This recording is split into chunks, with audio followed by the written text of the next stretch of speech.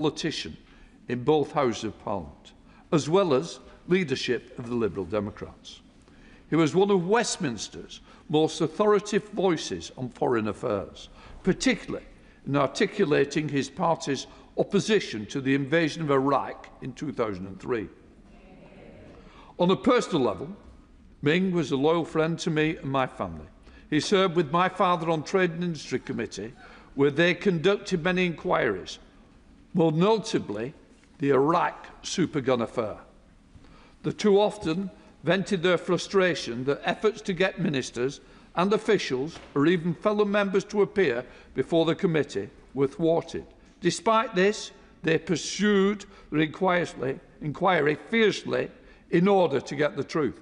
How some things have never changed. I know Ming was hit especially hard by the death of his wife, Elseth. And of course, they were married for more than 50 years. Courage, wisdom, integrity were Ming's hallmarks.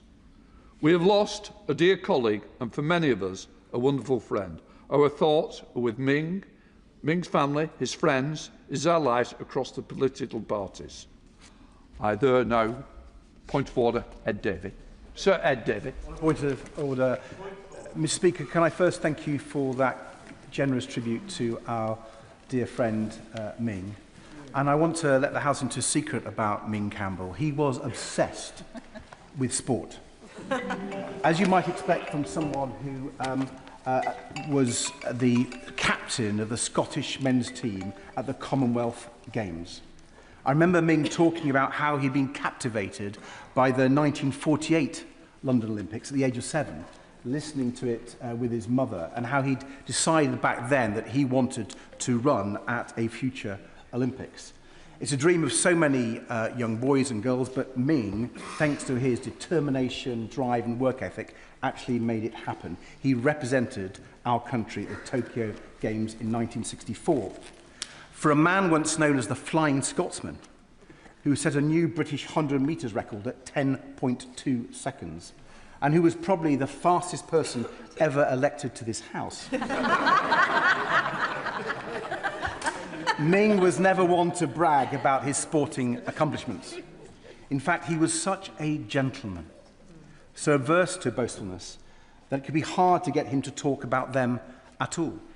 I remember when Wayne Rooney broke a metatarsal in his foot ahead of the 2006 World Cup. Ming had told us a story about how he had suffered an injury before the 1964 Olympic Games and how hard he'd worked to overcome it. We were all begging him to go on the radio and tell that story and encourage Wayne Rooney. A rare chance for the Liberal Democrat leader to break into the biggest sports day story of the day. But Ming wouldn't do it. I have to admit it was frustrating at the time, but it was also a mark of why he was so respected and admired. That level of modesty is rare in anyone, especially in a politician. But those of us who knew Ming knew that it was simply the kind of man that he was. It says a lot about Ming's many and varied accomplishments, that his extraordinary sporting achievements, being Britain's fastest man and representing his country at the Olympics, won't be what he's most remembered for. Nor will he be most remembered for his law career, though he excelled at that too. He was even offered the chance to become a judge on Scotland's High Court in 1996, but he turned it down because by then, as he put it, politics had got into his blood. And so what Ming will most be remembered for is his enormous contribution to British politics. A parliamentary career spanning 5 decades, including 28 years representing North East Fife. I got to know him early during his first parliament when I was the party's economics advisor based in our whip's office. Even then, he already had so much gravitas. He was so charming, so thoughtful, and so respected. Ming was among those few MPs who was genuinely a grandee from the first day they are elected. But his calmness, reasonableness, and intense decency masked a radical politician. A man who never forgot his roots, growing up in a Glasgow tenement, and who was driven by deep commitment to social justice. a man who said it was his role and the role of the Liberal Democrats to rattle the cage of British politics. And he did. Especially, as you said, Mr. Speaker, when it came to foreign affairs and defence, on which he led for our party for over 18 years, including, of course, in the lead-up to and after the Iraq War. I remember how difficult a decision it was for us to oppose that war. It felt like we were going not just against the government, but taking on the full might of the British state and the United States too. The way Ming tackled it, with his typically steady, forensic, lawyerly approach, gave us both the confidence and resolve to speak up strongly for what we believed. He made our position firmly rooted in respect for international law. At a time when the world was in turmoil, following those horrific terrorist attacks of September the 11th, Ming provided principled leadership with his trademark combination of morality, courage, and wisdom. And he continued to do so, whether as leader of our party, a respected member of the Intelligence and Security Committee and the Foreign Affairs Select Committee, and in the other place. I benefited greatly from Ming's advice and guidance over more than 30 years, and turned to him often about foreign affairs in my own time as leader. I will miss his wise counsel, as I know many of us will. But more than that, he was an incredibly warm and caring friend, a colleague with such generosity and humour.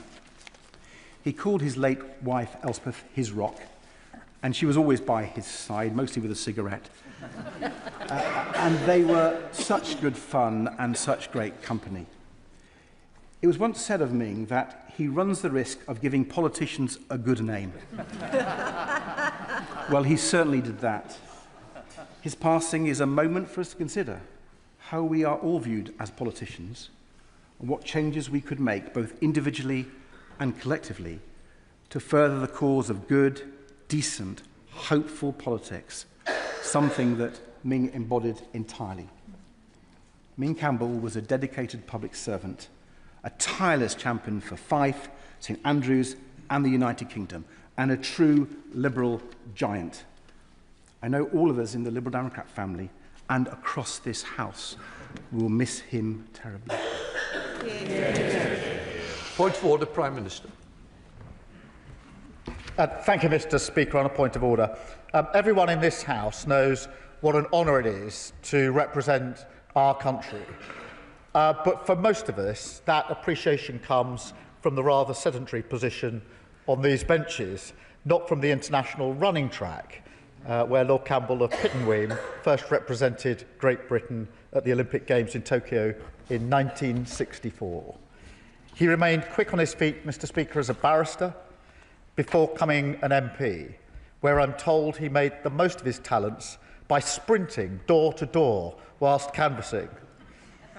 Ultimately, of course, he became a respected voice on foreign and defence affairs, becoming leader of the Liberal Democrats. This was despite many overtures from one of my predecessors, his old Glasgow University friend, John Smith, to join the Labour Party as a young man. No, Ming, as many came to know him, was determined and he knew his own mind. And he was authoritative on the subjects that he was passionate about. So it was no wonder that he had the respect and admiration of colleagues across the House, who recognised his wisdom and unfailing kindness. Over 28 years of service as a member of this Parliament. Today we remember his commitment to Scotland, in particular, of course, to Fife, championing its industries, from fishing to, in his case, flying, as well as becoming Chancellor of St Andrews University, where he spoke of his joy at meeting students and young people full of hope for the future, a future he had done so much to shape. Mr. Speaker, it was a full life, well lived, alongside Elspeth, his beloved wife of more than 50 years. We are all enriched by his sense of duty and commitment to this country. He stands in the finest traditions of this House. And so, Mr. Speaker, it is a privilege, on behalf of these benches, to pay tribute to the Flying Scotsman. May he rest in peace. Point of order, Campbell. Thank you, Mr. Speaker. And on that point of order, and on behalf of the Conservative Party, I would like to add my voice to the tributes paid today to Lord Campbell. I had the pleasure of meeting Sir Ming Campbell, as he was then, just once, backstage, before any questions. He was very courteous, very curious, and very earnest. We all know how well respected he was across this House, not least because of the efforts he made to work cross-party, especially on international matters.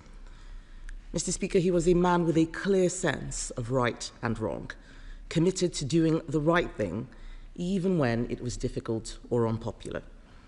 So I very much hope that his legacy of careful thought, integrity, and public service endures.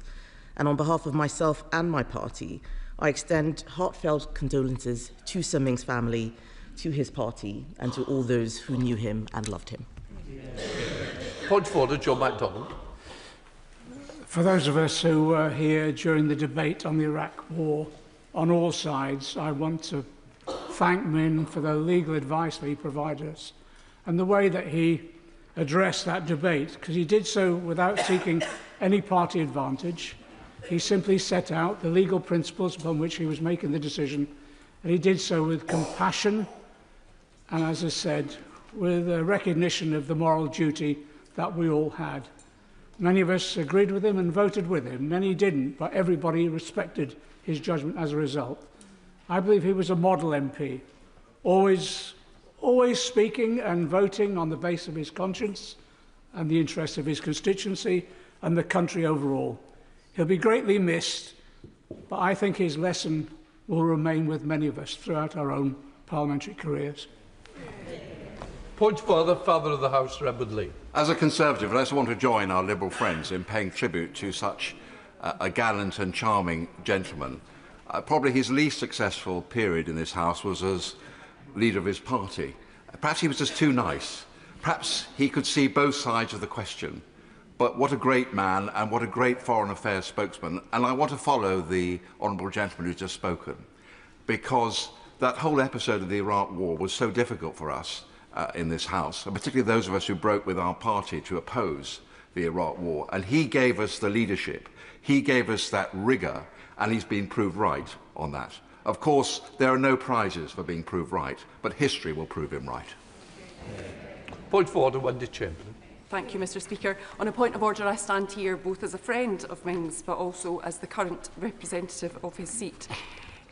I know how much he felt the privilege of being elected to this House for 28 years as the representative for North East Fife, and I also know the very high regard in which he was held in the constituency. All I've had, both myself and the MSP for the constituency, Willie Rennie, who was previously a member of this place, is very kind thoughts from constituents and stories about Ming as well, which we have taken to our hearts. He was first stood for Parliament in Greenock in 1974. Greenock's my hometown. I was quite reassured when I was first engaging with Ming that we at least had something in common. And I think it was right what the Prime Minister said, that he had the opportunity to switch to other parties, but he chose not to. And although he first stood in 1974, it took until 1987 that he was elected in North East Fife, and shows the spirit and determination that he had as an individual, but also in the work that he did to build the constituency and build the local party there. And I've had lots of thoughts from the local party too, and one of them I thought would be worth sharing with the House, which was shortly after his election, which was a close contest against the sitting Conservative MP, they decided to take a celebratory boat trip out to the Isle of May to see the puffins. Unfortunately, the boat broke down on the way. Ming and Elspeth kept everybody calm, and it was interesting that even people who didn't vote for him came out and rescued the boat, and that was the respect in which he was held. Now, in his tributes to Ming, Willie Rennie, my constituency colleague, said that Ming had had 3 careers, in politics, in law and obviously in sport. He was a parliamentarian, he was a KC, he was an Olympian, he was a companion of honour. If any of us can aspire to the great heights that Ming reached, it is worth aspiring to. And the Prime Minister also mentioned his chancellorship of the University of St Andrews, which he held for 19 years. And I know that the university are very sad at his loss and passing. And indeed, the Right Honourable Member for Kingston and Surbiton and I visited the university last week to meet with them and to discuss Ming. I'll finish with just some personal memories. He was a great support to me, but I do remember when I was running for this election in 2018, there was a constituency lunch in North East Fife, and one of the members who was supportive of my candidacy made sure that I was sat at the same table as Elspeth, because I was assured if I could get Elspeth on site, Ming would surely follow. But since I was elected, we would meet every so often, every month in the Pugin room. We would have a cup of tea, we'd have a scone, and he'd tell me all the things that I needed to be doing. And although the Secretary of State for Defence is not here, he would always ask me, right up until the last time I saw him, about lookers and about what the Strategic Defence Review meant and how important defence was for him and the constituency. There's no doubt that the loss of Elspeth was devastating, and he was never quite the same since. I think everybody would accept that when you saw him here. But really, up until those last weeks, he, although very frail, was absolutely still there, and we had many great conversations. I saw him just the week before he died, and it did feel like a goodbye conversation.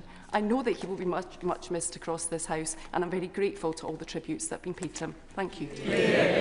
Point of order, Sir Alex. Thank you, Mr Speaker, and for that point of order, may I start by saying that Ming Campbell was a good friend of mine. There's a body called the NATO Parliamentary Assembly, which hasn't been mentioned yet today, and for over 30 years Ming Campbell was a member of the Parliamentary Assembly, indeed only really pausing when he had become leader of the Liberal Democrats. And when I joined that body in 2015, it becomes apparent almost immediately of the respect that Ming Campbell was held with across the entire alliance, indeed with so many partner countries almost across the world. It didn't matter if we were meeting presidents, prime ministers or even royal families. Ming would come into the room and greet the King of Spain maybe in the same way he would greet somebody in the tea room, and that respect shone through. I remember very clearly when he was chairman of some of the several committees, and sometimes there are allies who maybe don't quite see eye to eye and got into some really heated arguments within the committee. Ming simply hit the table and said, "Enough!" And the silence fell. That was the level of respect he had, and that was the level of respect he was dealt with. He, during the coalition years, was able to be appointed as leader of the United Kingdom delegation to the Assembly. When I had the honour of taking on that role, I don't think many weeks passed where I didn't telephone Ming on his mobile phone and say, "Ming, I need some advice on this difficult situation that was happening," especially during the COVID years when we were trying to work out how we were going to make the annual assemblies and spring assemblies work online. Ming was always there with sage advice on how to lead our delegations. But doing international bodies, one thing which is true, I'm afraid, is that we spend an awful lot of time in airports, especially when flights are delayed. And Ming always had a story, and they were genuinely fascinating. And it's been mentioned about his legal career. And one particular story I like, because it showed his quick wit, his able to move swiftly on his feet, which I understand for a QC as he was quite important. Being able to quickly adapt. And he said he'd been prosecuting a defendant who had caused a fray for a drunken disorderly. And he said, he put the question, "So how much had you drunk?" And apparently this defendant said, "Oh, about only 8 or 9 pints. He said he paused and he said, "Are you meaning to tell this court that you drank a gallon of beer and you don't consider that to be very much?" He said at that point, he said, I knew I had him. And he would tell so many stories, and not least, Mr. Speaker, he was very proud of his time in San Francisco, where he was training to be a top sprinter. He said, academically, it didn't go quite as well as it should have done. He said, "I think I just spent far too much time at the track." Mr. Speaker, he was enormously respected across the world, as I've said. He was a great friend to me. He was a great sage. His politics were clear, but his party allegiances didn't matter when it came to important roles of state and the intellectual rigour that had to be brought to some of these important issues. Mr. Speaker, I will miss him. I know a great number of people in this House will miss him. He truly was a giant of British politics. Point of order, Stephen Gatham. Mr. Speaker, I had the distinction of succeeding Ming Campbell in this place, and whereas he probably wasn't unhappy that I'm not his current successor. He spoke so highly of his current successor. I have to say how highly I thought of him. But more importantly than that, I've heard so many nice stories today about his role globally, but I'm sure as a member for North East Fife has already reflected so beautifully. He was so highly regarded locally. And when I took over from him, it was difficult to go to any of one of the 99 communities in his constituency where there was not a story or there wasn't somebody that was helped. Also, as a colleague at the University of St Andrews, he was an outstanding Chancellor and colleague. So I wanted to pay a tribute, somebody that I may not have agreed with, but when we have that precious commitment, the precious relationship between constituency and Member of Parliament, no one better replicated that in his day-to-day work. And I wanted to pay tribute to a European, an internationalist, but more than that, an outstanding local representative. Yeah. Point of order, Tim Farron. Thank you, Mr. Speaker. On a point of order, I would wish to add my words of tribute to my friend Ming Campbell, who had an impact on me long before I met him. 1987 was the first general election I was active in, and no offence to any Liberal MP at the time, and there's none of them here present, I remember being very impressed. Ming Campbell struck me as not being like other Liberal MPs. He looked like he could actually run the country and had a gravitas.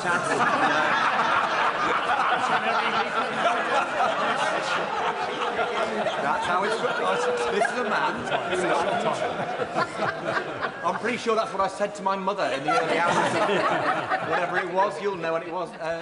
On the 12th of June, I think, 1987, when he gained North East Fife from the Conservatives, you look the real deal. You look incredibly competent. And of course, in the years that followed, he demonstrated that. We've talked about the Iraq War, but what Ming Campbell did, yes, applying his legal expertise and his insight into international law as well as the law of this land, was a connection between what is often thought as this esoteric business of human rights. Human rights are about human duties. It's about making sure that nobody is above the law, no Prime Minister and no President. And he made that clear and indeed cross over into public consciousness in a way which was really very, very remarkable. I then realised I had a connection with him. When I met my wife in the 90s, Rosie, it turned out that her now sadly late father, Mark Cantley, opened a bowling with Ming at Glasgow Hill Head. And they hadn't spoken to each other for like 30-odd years until Ming came to do a talk at the University at Ambleside when I was shortly after I'd been selected.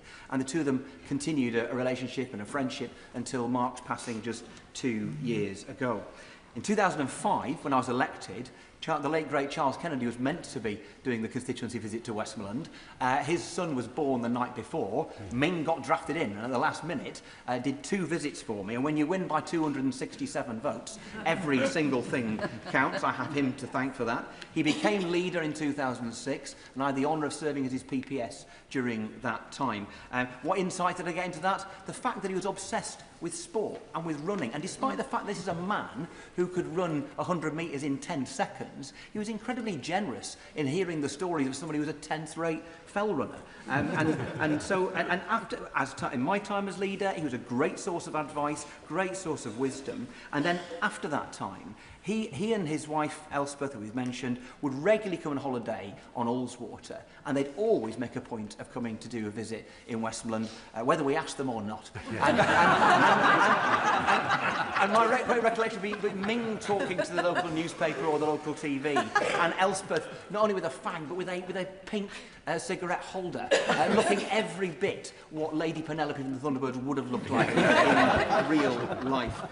It is said, isn't it? I remember one of our predecessors, the late, great Joe Grimmond, once said that the best Liberal candidate should dress to the right and talk to the left.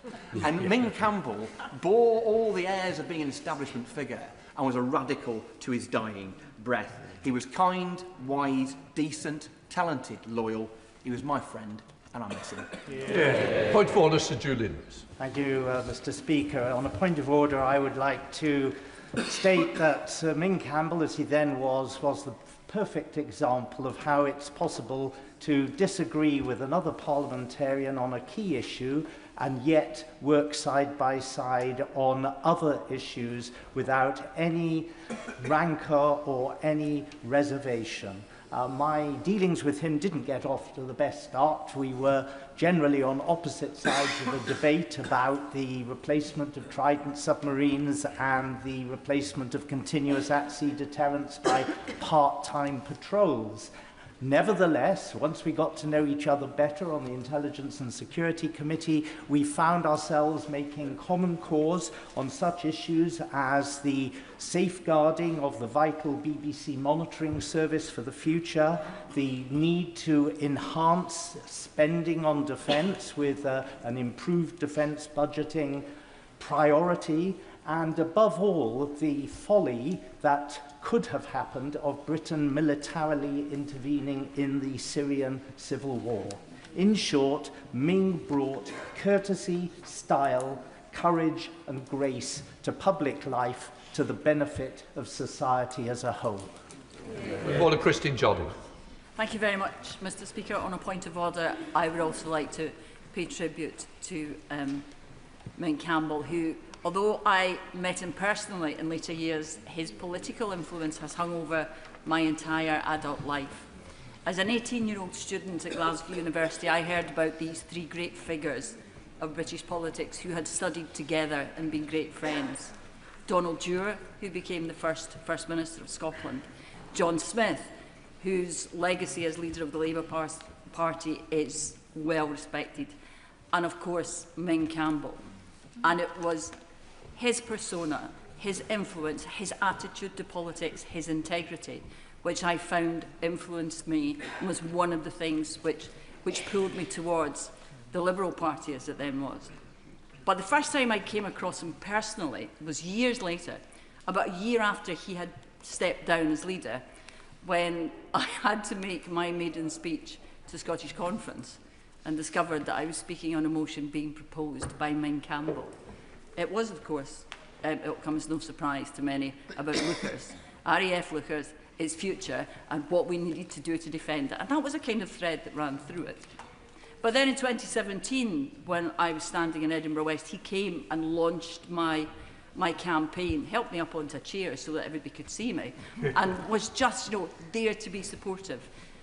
And I learned a lot about his kindness and thoughtfulness a few weeks later when my husband died. And Ming took the time to take me aside and make sure I was okay and that I had the support I needed to get through the campaign. Most of all, though, I enjoyed my chats with him on a Monday in the departure lounge at Edinburgh Airport. He always had a tale to tell, and he always had a kind word for my Scotsman column. And my team in the office were endlessly amused by how pleased I was that Ming Campbell had even read it, never mind agreed with it. He was in many ways, with that integrity, kindness, thoughtfulness that everyone's spoken about, an example that we should all live up to and try to aspire to. There's a certain restaurant in Pimlico, which I'm sure many of my colleagues are aware of, that many of us introduced to by Ming Campbell and think of him every time we go there. And I think we will the next time as well. We may make a point of going there and raising a glass to someone who's not just an example of what we should be, but perhaps of what the world needs now more than ever amongst its politicians. Gavin Robbins. Thank you very much, Mr. Speaker. In a point of order, I think it is appropriate that I, on behalf of the Democratic Unionist Party, and indeed I trust all Northern Ireland parliamentarians, that we extend our condolences to the Liberal Democrats and extend condolences to the colleagues who knew Ming Campbell better than I did. I first came across Sir Ming when I was at school, and he became leader when I was at university. And for me, it wasn't his prowess or his intelligence, it wasn't his ability to launch an argument, it was his name that struck me, Ming. I knew of no other Mings than Ming the Merciless. And yet we got to know Ming the Merciful. And we got to know Ming the politician who stood and achieved the respect of colleagues right across this House. He was a sincere unionist, an avowed Scot, and a true parliamentarian. And I just take this moment in time to pass on our respects for his life and a tribute to his legacy. Thank you very much, Mr. Speaker. On a point of order, I'm sure that Ming will have been delighted with the tributes paid to him today by the Prime Minister, my right honourable friend for Kingston and Surbiton, and many others. And just as importantly, Elspeth will have been equally delighted, and she will have been raising a glass of champagne in celebration. Ming is remembered as a brilliant and successful athlete and an accomplished, distinguished advocate. He was a real fixture in this House, completely authoritative on foreign policy and defence matters for more than 2 decades. Less well remembered is that it took him three elections and a decade to get elected to represent Fife, which he held then for 28 years. So he was sympathetic and hugely supportive of my similarly numerous efforts to win in Wokingham. For all that patrician charm he deployed to win over judges in court, he was also a savvy street campaigner who could be underestimated by his opponents at their peril. On one of his many visits to Wokingham, he was asked by a local journalist, "Why do you visit Wokingham so often?" His reply was, "I have invested so much in this young man."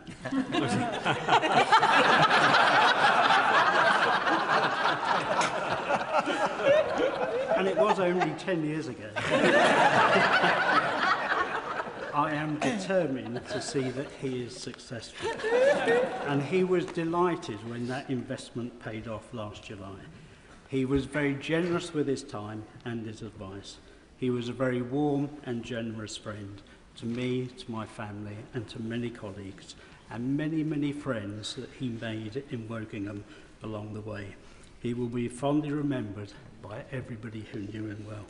And by wide agreement, Ming is probably one of the nicest people to ever lead a political party in the UK. Point of order, Conway. Mr. Speaker, on a point of order, it's an honour to follow the tributes of so many across the House. Ming Campbell was an inspiration to me and to many others who admired his integrity, courtesy and tenacity. I was lucky to have known Ming all my life, and I know how much his death will be felt by his family and the many friends who loved him. I share their grief. Ming's athletic achievement showed a man determined to work hard and make sacrifices to push himself to the limits. His international success has already been mentioned, but I also remember him in his mid-40s at that point, saying with some feeling that the annual school sports day had become a major focus, since he was the one the other dads wanted to beat in the father's race. Behind that gracious facade, there was a true competitor. Ming was one of that remarkable generation of Glasgow University debaters from all parties who strove for a better society. Across a lifetime in politics, he maintained close friendships with those of other parties, yet he was clear on his politics. Ming's tenacity was shown in his dedication to Scottish liberalism, working hard to win the North East Fife seat on his 5th general election. And Ming served our party for many years as Foreign Affairs spokesperson. With his distinctive, eloquent delivery and his disarming courtesy, Ming could easily be underestimated by some as an orator, not an actor.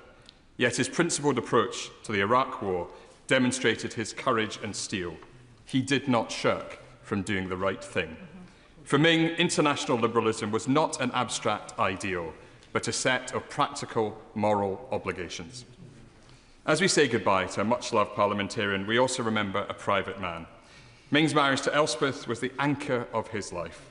The last time I saw Ming, he spoke with love and feeling about Elspeth. He was continuing his life's work in Parliament, but it was clear that he felt acutely that he was continuing it without his life partner. Theirs was a truly devoted partnership. Ming Campbell lived an incredible life as an athlete, advocate, political leader and loving husband. He was a lifelong liberal whose principles drove his choices. He is rightly remembered with admiration and affection today across the House. He will be sorely missed. Yeah. That completes the tributes. We now come to the statement. Prime Minister. Thank you, Mr. Speaker. Before I update the House on the peace process in the Middle East and my trade visit to India, I want to put on record in this House my utter condemnation of the vile anti-Semitic terrorist attack at the Heaton Park Synagogue in Manchester, which killed 2 Jewish men, Adrian Dalby and Melvin Kravitz. Mr. Speaker, anti-Semitism is not a new hatred. Here in Britain, Jews have had to deal with the shameful reality that their buildings, their way of life, their children need extra protection. We must also be crystal clear that while this was an attack on Jews because they were Jews, the Islamist extremism that motivated this sick individual is a threat to every citizen of this country, an attack on British values, British security, and the British decency that holds our communities together. Moreover, Mr. Speaker, we can see clearly that anti-Semitism is on the rise in Britain once again. So we will scale up the protection we provide for Jewish people. We will set out new measures to prevent hatred abusing the democratic right to protest. We will stop at nothing to root out anti-Semitism. And Mr. Speaker, the same applies to the arson attack on the Peacehaven Mosque. An attack on British Muslims is also an attack on us all. So we condemn this despicable crime and the poison of anti-Muslim hatred. We will fight against hate in all its forms. Mr. Speaker, let me now turn to the Middle East, and words I have longed to say in this House for a very long time.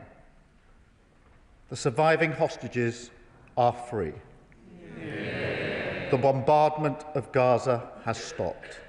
Yeah. And desperately needed aid is starting to enter as a result of the peace plan led by President Trump.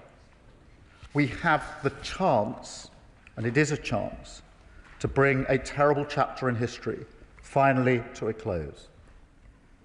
Mr. Speaker, it's a moment of profound relief for this House, for this nation, indeed for the whole world. But it is tempered, of course, by the knowledge that for the hostages and their families, for the loved ones of those killed on October the 7th, and for the innocent civilians in Gaza, the dead, the bereaved, the starving, this has been 2 years of living hell. I think of Avinatan Orr, who has family ties to the United Kingdom, returned at last to his family and to his girlfriend, Noah.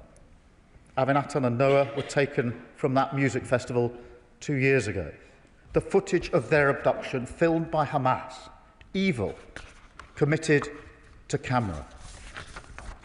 I've met Avinatan's family and heard for myself the agony that they suffered for 2 long years, waiting for him to come home. His frail condition, shocking evidence of the appalling treatment he must have endured. Mr. Speaker, we await the release of the deceased hostages. Those families need the chance to grieve, and so we demand that they return to their families immediately. Mr. Speaker, my thoughts are also with the people of Gaza, almost all of whom will have lost family members, husbands, wives, brothers, sisters, and of course, worst of all, sons and daughters. Over 20,000 children killed. I think of people like Yara Yagi, who I met a year ago, 17 years old. She was studying at college in Hertfordshire.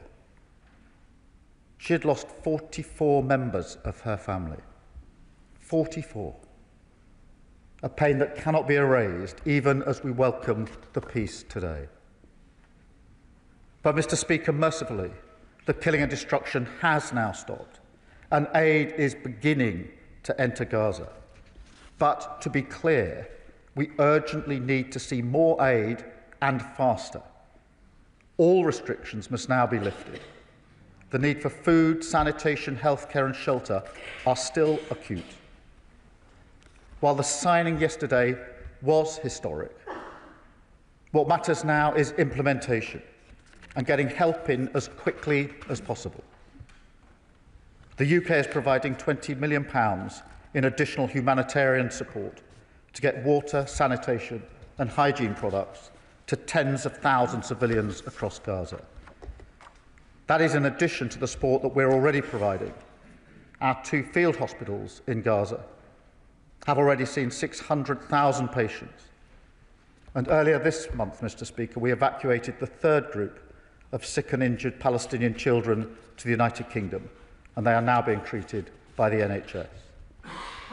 And we will work with the UN and our partners to go further and faster to provide the aid that is so desperately needed.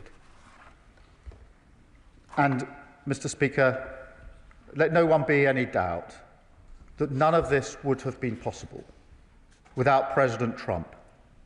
This is his peace deal, delivered, of course, with President Sisi of Egypt, the Emir of Qatar, and President Erdogan of Turkey. Alongside our partners, we have also offered the UK's full support to these efforts. Mr. Speaker, we've worked behind the scenes for months with the US, Arab and European nations to help deliver a ceasefire, get the hostages out, get aid in and secure a better future for Israel, Gaza and the West Bank. I am proud of our contribution. And, Mr. Speaker, we are in a position to play this role precisely because of the approach this government takes. And, Mr. Speaker, that does include our decision to recognise the state of Palestine, because this move, taken alongside our allies, France, Canada, Australia and others, helped lead to the historic New York Declaration, where for the first time the entire Arab League condemned the atrocities of October the 7th, urged Hamas to disarm and, crucially, demanded that they end their rule in Gaza. But, Mr. Speaker, let me be very clear. While we celebrate the relief of peace today, making that peace last will be no less difficult a task. Along with our allies, our absolute focus in the days and weeks ahead is the relentless implementation of this peace plan. That is no small challenge. And so we stand ready to deploy our diplomacy and expertise in 3 key areas. First, to support the reconstruction of Gaza. It is an immense task. The devastation defies description, and it will require a truly international effort. But we are ready to play our part, starting with a conference here in the United Kingdom this week, hosted by my honourable friend, the Minister for the Middle East. Second, to support transitional governance arrangements in Gaza. We will continue to work closely with the Palestinian Authority on the vital reforms that they need to make. And third, to help ensure security in Gaza through a ceasefire monitoring process, planning for the International Stabilisation Force.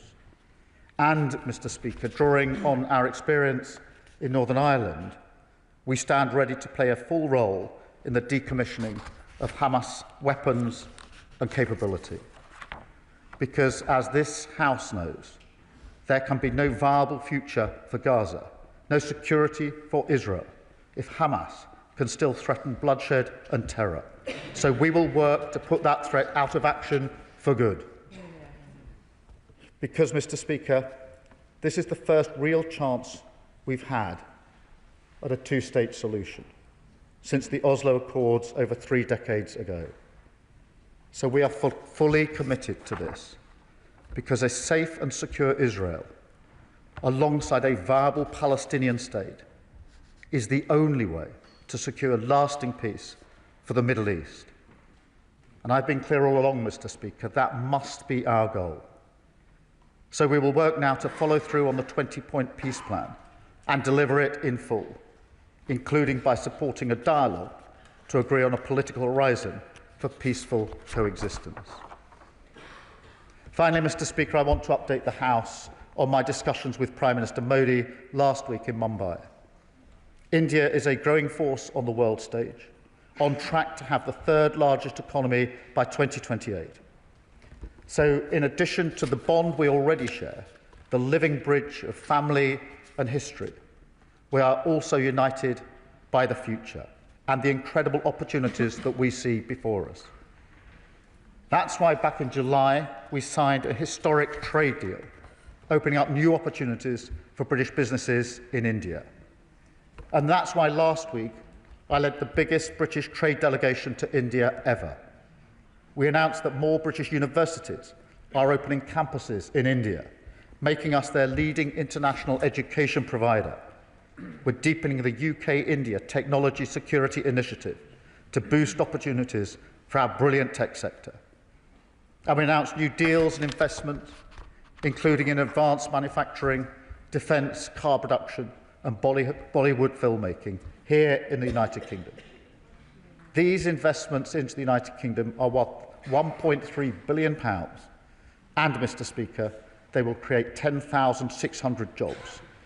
This is real change that people will see in their communities up and down the country. I set this out, Mr. Speaker, because it again speaks to our approach on the world stage, as do our deals with the United States and the EU, and the approach we bring to crises and conflicts as well. Because instead of threatening to walk away or indulging in the cheap political theatre that comes from castigating our allies that we need to deliver peace and economic stability in a dangerous, volatile world, we stay in the room, we trust in diplomacy, and we back the reputation, talent and pride of this country to change the world to the benefit of the British people. A politics of national renewal that works with our partners rather than against them, that solves problems rather than exploits them, and that believes our openness to the world is what helps us take control of our future, rather than shutting the door and hoping for the best. That is how this government delivers for Britain, Mr. Speaker, and I commend this statement to the House. Leader of the Opposition, Kemi Bedro. Thank you, Mr. Speaker, and I'm grateful to the Prime Minister for advance sight of his statement. I remember almost 2 years ago meeting 3 mothers whose children had been stolen from them on October 7th and held captive in terror tunnels. They were living a nightmare unimaginable for any parent. Many of us on these benches have met hostages, their families, heard their stories, and supported them. Yesterday, it was truly momentous to finally see the return of the 20 living hostages who are now back home in Israel after over 730 days in terrorist captivity. The hostages released yesterday showed superhuman endurance in the face of evil, and we send every best wish to them and their families as they begin the process of rebuilding their lives. We also mourn those hostages killed by Hamas and continue to call for all their bodies to be returned to their families. Mr. Speaker, we must never forget what happened on the 7th of October 2023. The abduction of men, women, and children was a calculated cruelty to break body, mind, and soul after inflicting the mindless horror of rape and murder. There is no cause, no grievance that can ever justify what happened that day. I, for one, will never forget. And the response from some in the West, the equivocation, the indulgence in whataboutery, and the drawing of false equivalence shows how far moral clarity has eroded. And we have got a job to do here at home, Mr. Speaker, to fix this. So on these benches, we stand alongside Israel in our shared fight against Islamist terror. The conflict could have ended a long time ago if the hostages had been returned. So many Palestinian lives have been needlessly lost because of this war. Mr. Speaker, Hamas is a genocidal terrorist organization. A sustainable end to the suffering of civilians in Gaza means the complete eradication of Hamas and the dismantling of its terrorist infrastructure. Even now, we know that Hamas is still killing Palestinians in Gaza. The initial phase of the US-backed peace plan represents a significant breakthrough.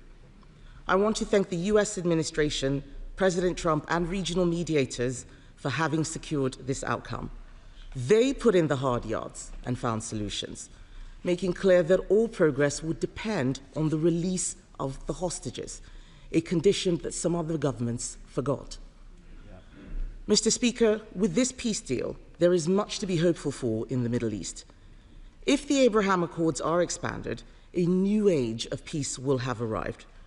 We will see diplomatic normalization of Israel with the Arab world, something many of us have longed to see. And it saddens me that the Prime Minister's statement does not appear to show that the UK was at the heart of any of these efforts specifically. It is quite clear that UK relations with Israel have been strained by the actions of this government. Their view, and they have stated publicly, is that it looks like under pressure from his own backbenchers, the Prime Minister has taken the wrong decisions, time and time again, diminishing our influence in the region. They can shout shame as much as they want to, Mr. Speaker. Within weeks of Labour coming into power, they decided to restore funding to UNRWA. We haven't forgotten. An organisation, they say yes, that's an organisation whose members assisted in the kidnapping of these hostages, the release which we are celebrating today. Relations with Israel have been so damaged that when Israel launched strikes against Iran, a country that has been a direct threat to us for years, the UK was out of the loop. They may not like it, but it is the truth. And then, in a move praised by Hamas, Labour decided to recognise a state of Palestine with no condition to release the hostages still held in the tunnels of Gaza, rewarding terrorism. They may chant it from a sedentary position. I will remind them of what the former British-Israeli hostage, Emily Damari, said. She called it a moral failure. I'm surprised to hear the Prime Minister say in his statement that it was a contribution to this peace deal. We all know that the US Secretary of State, Marco Rubio, condemned this recognition, saying it had made ceasefire negotiations harder. That is what the US said. The truth is, as historic events have unfolded in the Middle East, Britain has been out of step with the US. The US ambassador to Israel even called the government's claim that it played a key role in the ceasefire delusional, something Israeli foreign ministers agreed with. Mr. Speaker, I welcome the Prime Minister's promise to scale up protection for Jewish people in our country. Britain has always been a sanctuary for British Jews. But after the tragic murder of 2 British Jews outside a synagogue in Manchester, the government must now do everything it can to eradicate anti-Semitism. The anti-Israel protesters who have turned our streets into theatres of hate have been relatively silent about the good news of a ceasefire and hostage return, showing us their real motivation. The Prime Minister mentioned in his statement the Palestinian Authority. Can he tell us whether the government's preference for the Palestinian Authority to take the reins in Gaza, if they have committed to end the pay-for-slay policies that reward families of terrorists for killing Israelis? Will it deal with anti-Semitism in education, and are they demonstrating any democratic progress? Mr. Speaker, there are also domestic implications. We need to strengthen our borders. Hamas is still running Gaza. Those who would be allowed to leave can only do so with Hamas's approval. We should not be bringing anyone to Britain with links to extremism, anti-Semitism, or to Hamas and other terrorists. So can the Prime Minister confirm whether he intends to bring people from Gaza to study, for healthcare, or for other purposes? And what measures are in place to ensure we are not importing extremism, anti-Semitism, or anyone linked to Hamas and other terrorists? Mr. Speaker, Britain is a great country and still a powerful one. We still have agency to shape the world around us.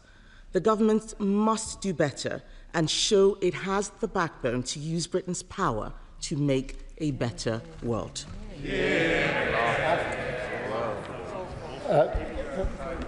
Can I thank her for the words she said about the hostages just a moment ago, and I know how heartfelt they are. I was surprised and saddened that she spent more time attacking what we actually did to help the process than even mentioning the humanitarian crisis in Gaza, without setting out in terms the number of people that have been killed, that are starving, been subjected to denial of aid, when the immediate task for any serious government is to work with allies to get that aid in at speed. I would have expected at least an acknowledgement of that terrible situation. It shows yet again just how far her party has slid from serious statesperson approach to diplomacy. This is not the time for a fight about what role any individual played. I am proud of what Steve Witkoff said about our National Security Advisor. He was negotiating this. He knows absolutely the role we played, and this House should be proud that we played that role. We played that role only because of the relationship that this government has with the Trump administration. We are a trusted partner working both before this peace deal and afterwards. And yes, I did discuss recognition of Palestine with President Trump when he was over here. That's what grown-up, responsible partners do, unlike the discussion here. And I'd stand by my words that the first time in New York was the first time that other countries in the region were clear in their condemnation of Hamas. That was a key and important aspect of what has now happened. In relation to her questions, she will know from the reforms that have already been committed to, that the Palestinian Authority and any elections will not tolerate any election of individuals or parties that are not committed to a peaceful process. That is an absolute red line. It is part of the agreement. It's what we've been talking to other allies about for a very, very long time. On healthcare cases, yes, as I reported, we have had healthcare cases coming to the United Kingdom and students, and of course we're extremely careful in the checks that we carry out on everybody that comes to this country. But I return, Mr. Speaker, to the fact that this is a historic deal. It is important for the region, it is important for the world, it is to be celebrated across this House because of the relief it brings to the hostages and their families in particular, and to the many thousands of people in Gaza. And I was, as I say, surprised and saddened that she overlooked what to me is a really important part of the resolution of this conflict. Chair of the International Development Committee, Sarah Chen. Thank you, Mr. Speaker. And can I thank the Prime Minister, his ministers and all the officials that I know have been working behind the scenes incredibly hard for the last 2 years to get to this historic point. He is right, it is a chance of peace, and I am nervous for the next stages, but it is definitely a chance to get aid flooding into Gaza. I wonder if he could give us some more details about how in practice that will happen, with Israel controlling all of the borders. I also wonder if he could speak about the role of UNRWA. And can I say to the Leader of the Opposition, UNRWA is a UN organisation that acts as the local authority, providing education, providing medical, providing sewage, doing the desalination. And it is an organisation central to supporting the Palestinians facing starvation and dealing with the consequences of genocide. Can I urge the Prime Minister to continue to rally the international community to put pressure on Israel to let that aid flood in, and also to make sure the Palestinians are central in the future of their communities? Well, can I thank her for her hard work over many years on this issue, and thank her for raising the question of aid. Madam Deputy Speaker, the critical test of the next few days and weeks will be whether that aid gets in. Of course, there is the goal of a two-state outcome, but the immediate task over the next days and weeks is to get that aid in. It is beginning to go in, but not in sufficient quantity and not at sufficient speed. I spent a lot of yesterday, and our teams are working together with others particularly with the King of Jordan, in terms of what practical assistance we, the United Kingdom, can give to ensure that aid gets in as quickly as is needed. It is probably one of the most central issues in the coming days and week, and I thank her for raising it. Sir Ed Davey. Madam Deputy Speaker, can I first of all thank the Prime Minister for advance sight of his statement, and can I start by joining him in condemning the evil anti-Semitic terrorist attack that killed Adrian Dolby and Melvin Kravitz at their synagogue in Manchester. Anti-Semitism must be stamped out, and British Jews must be able to feel safe in our country. Mr. Speaker, after the horrific Hamas terror attacks of October the 7th, and 2 years of appalling death and destruction since, the ceasefire in Gaza comes as an enormous relief to us all. It finally offers a moment of hope, but it is only the beginning, and there is a lot of work to do. Already today, we can see how precarious the situation is, with Israeli forces killing Palestinians, they say, across the yellow line, and both sides accusing each other of violating the ceasefire. So the immediate priority must be to ensure the ceasefire does hold, as well as to make sure that life-saving food, water and medicine reaches all those facing starvation and disease.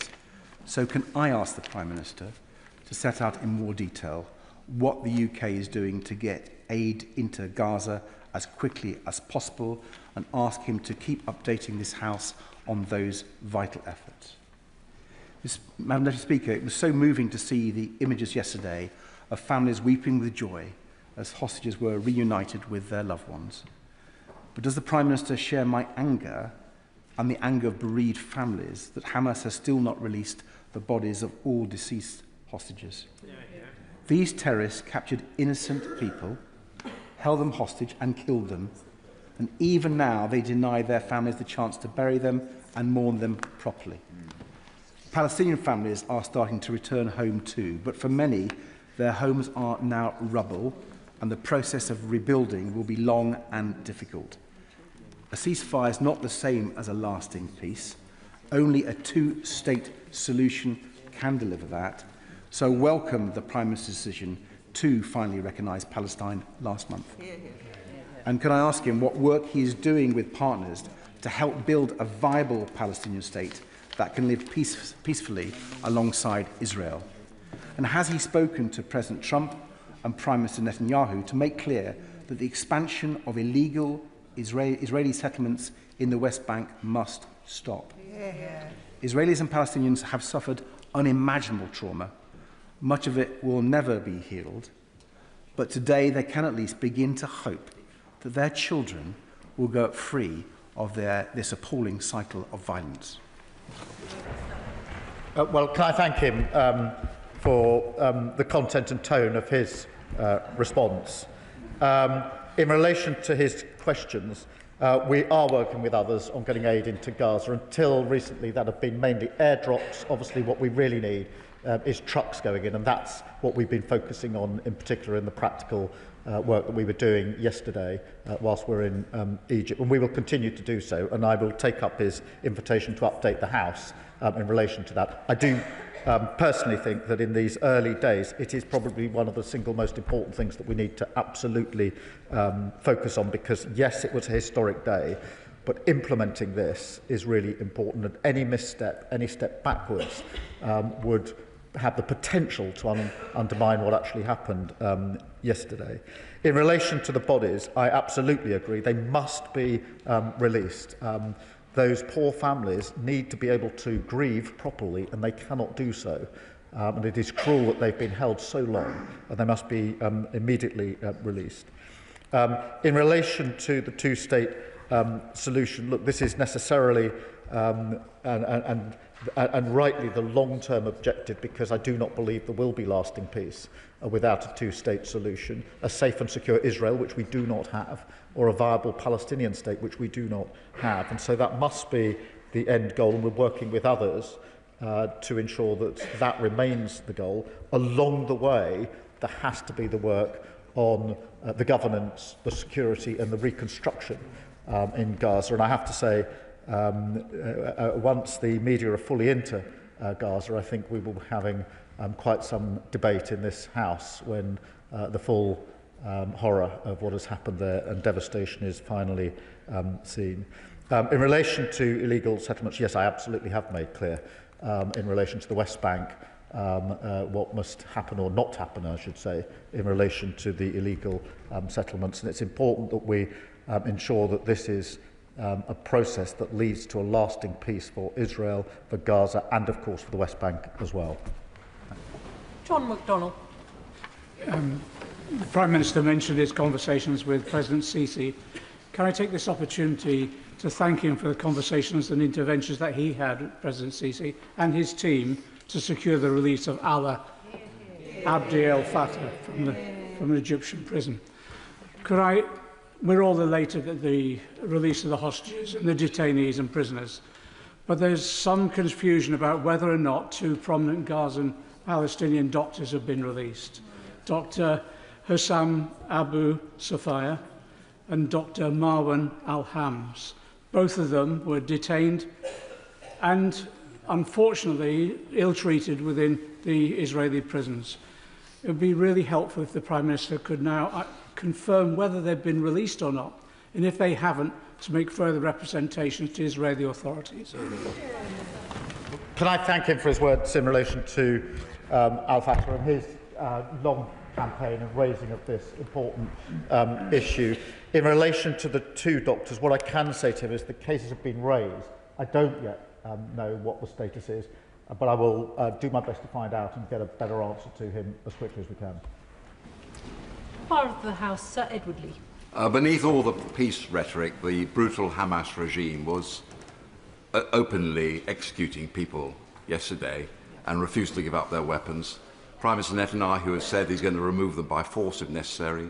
He refuses to accept a state in the West Bank. I mean, it may be naive, but cannot both sides of the House unite in saying that we are absolutely, completely committed to creating a Palestinian state in the West Bank? This is their God-given right, and it's the only way we're going to end this cycle of despair and violence.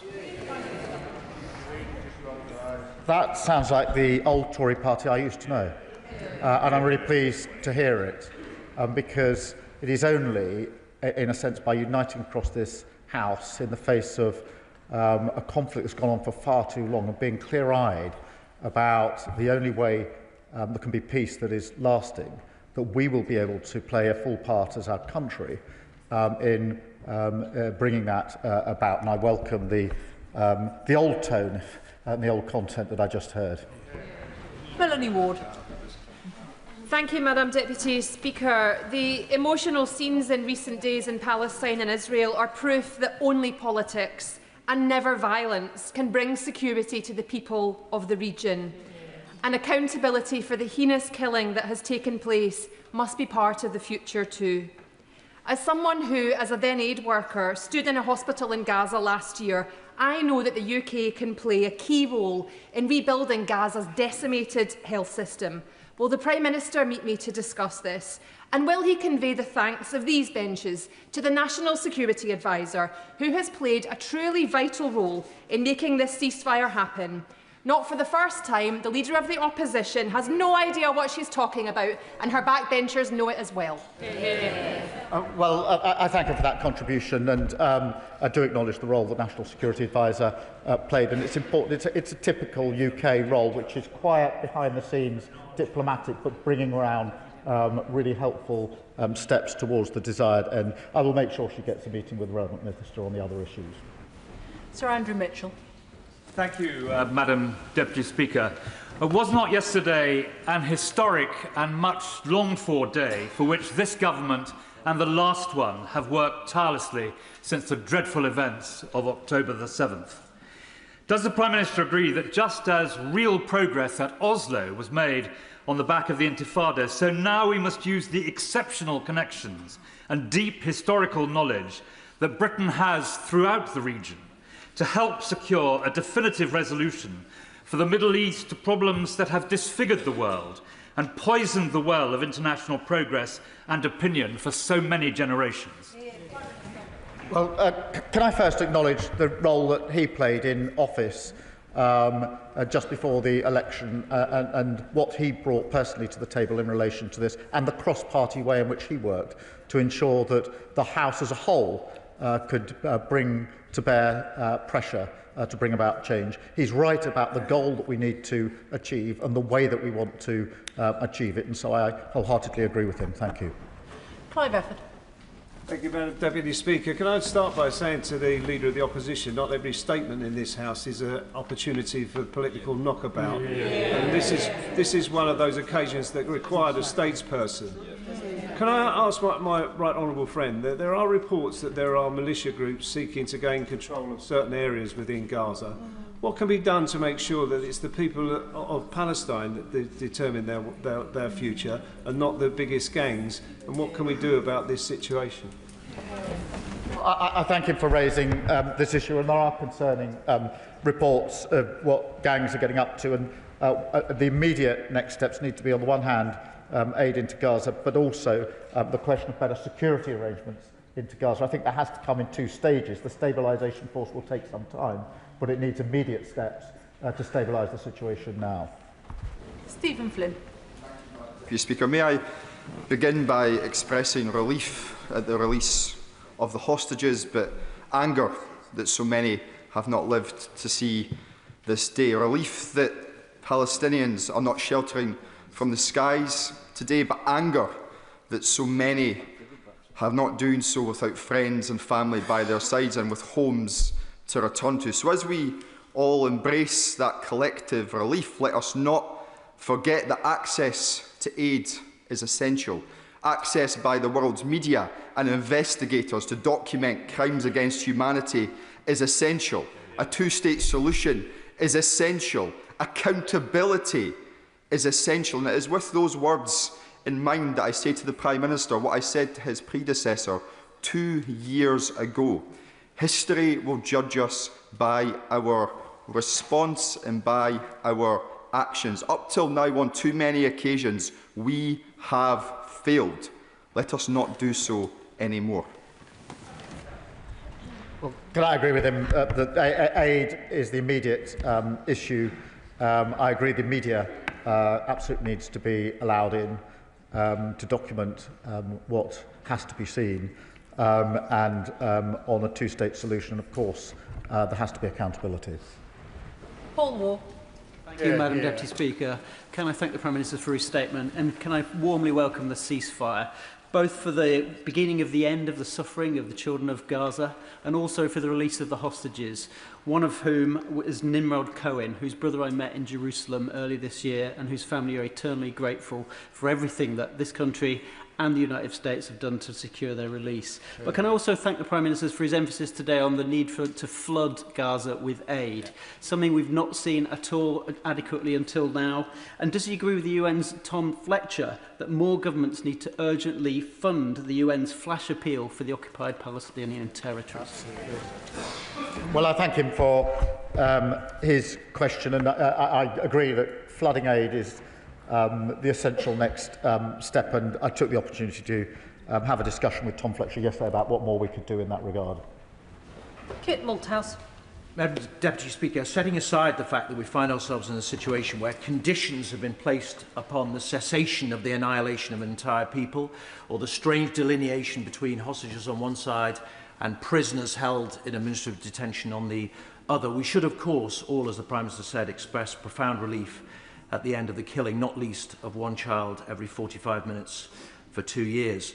Isn't the lesson, though, of the last 2 years that when the UK finally moves on from empty rhetoric to take concrete action, that there is movement in the parties to a conflict like this, and that therefore we should be thinking about what more concrete action we can take, and in particular in 3 areas. First of all, can we please have concrete steps to deter Israeli territorial ambition in the West Bank, including a ban on settlement goods now that we've officially recognised that territory? Secondly, could we have a reassertion of UK support for international law and the institutions which support it? And in particular, if he could use his relationship with President Trump to have the sanctions on individuals at the UN and the International Criminal Court lifted. And finally, if we are to support or participate in an international stabilisation force, could we please insist that it also covers areas B and C of the occupied Palestinian territories, where the IDF, I'm afraid, too often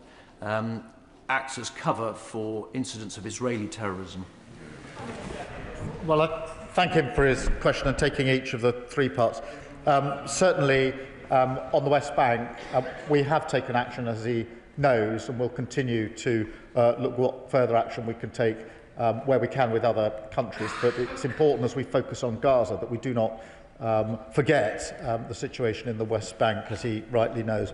On international law, yes, of course, we're committed to international law and proud to uphold it, and I'm pleased to hear him do so. It was once the proud position of his party as well, sadly no longer the case. On the stabilisation force, the terms of reference are still being drawn up. There is a United Nations Security Council resolution in terms of the establishment of the force, or I hope that there will be, but the wider terms of reference not yet agreed, but I'll bear in mind what he has to say. Debbie Abrahams. Thank you, Madam Deputy Speaker, and I thank the Prime Minister for his statement, and also add my congratulations to him, the National Security Advisor, and all his ministers for the months and months of work that they have done that have contributed to this, so generously acknowledged by the US envoy to the Middle East, if not the Leader of the Opposition. Yeah. But could I ask my right honourable friend if he agrees with me that as work towards a just peace continues apace, the principles of Gazans for Gaza, whether that's in the governance arrangements or in reconstruction, must apply? Prime Minister.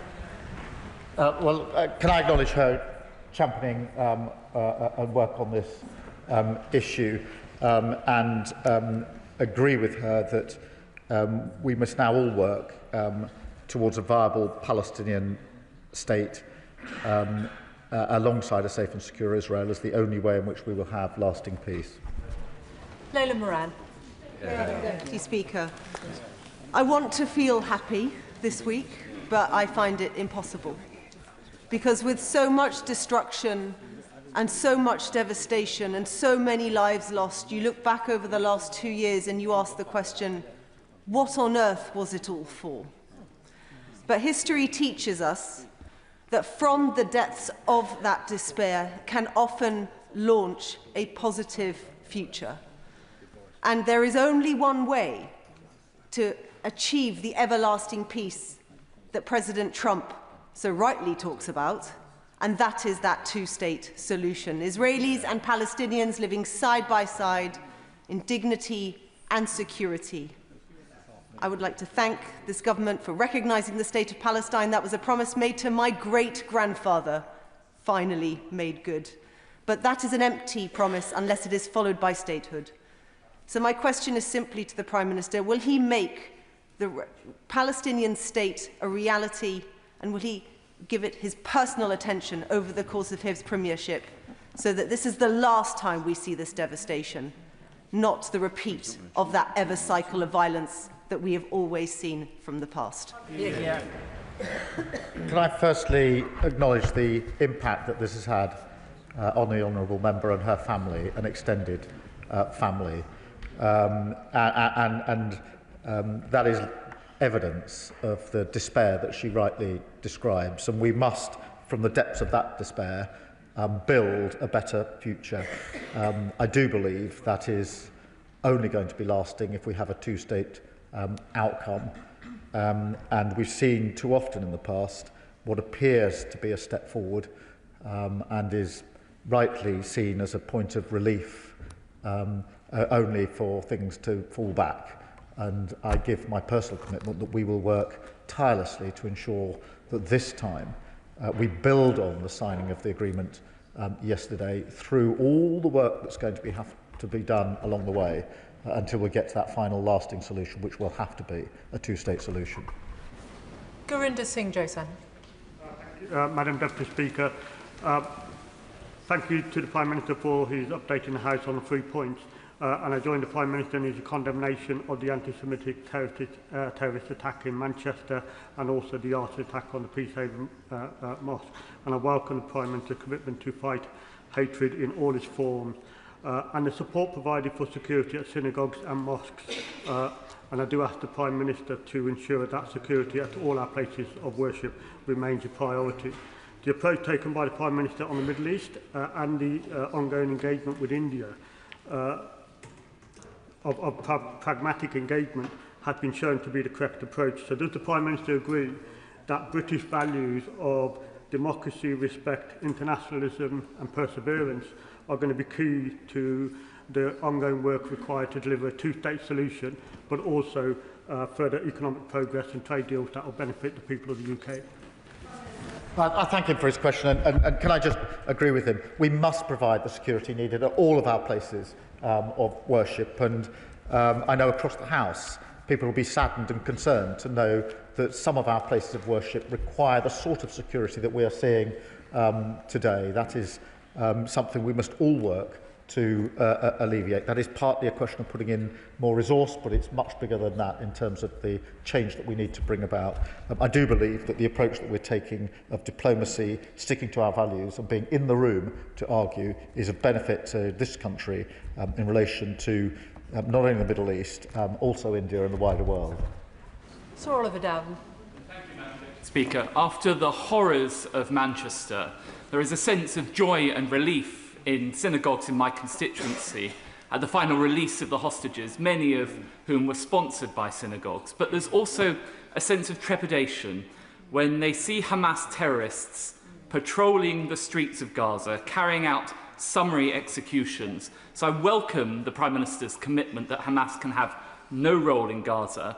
But while he's on the issue of Islamic extremism, does he agree that now is the time to review the UK government's approach to the Muslim Brotherhood, which has been banned in many other countries, such as the United Arab Emirates? Can I just join him in this feeling of trepidation? Because I think we can all feel it across the country.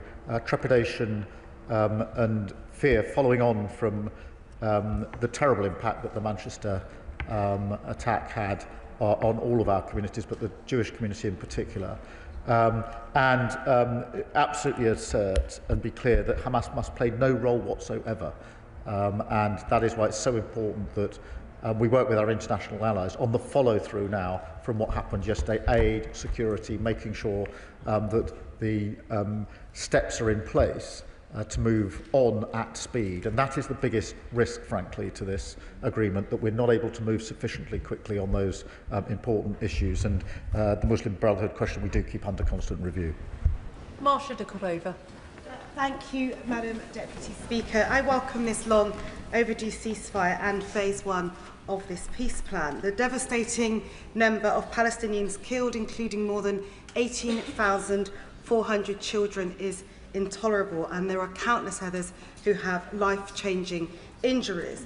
Now, the devastation that we have witnessed happened as a result of previous bombardments going and happening without any accountability. Those atrocities were awful. So I asked the Prime Minister what action will be taken to ensure that this time justice and accountability is made a reality for the destruction of Gazan civilians' infrastructure and for the man-made famine, and also for the mass killings of civilians.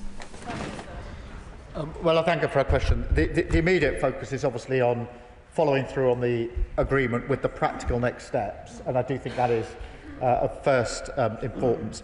But I reiterate again our commitment to international law and to accountability, including, of course, accountability for what happened on October the 7th, which was the worst single attacks on Jews since the Holocaust.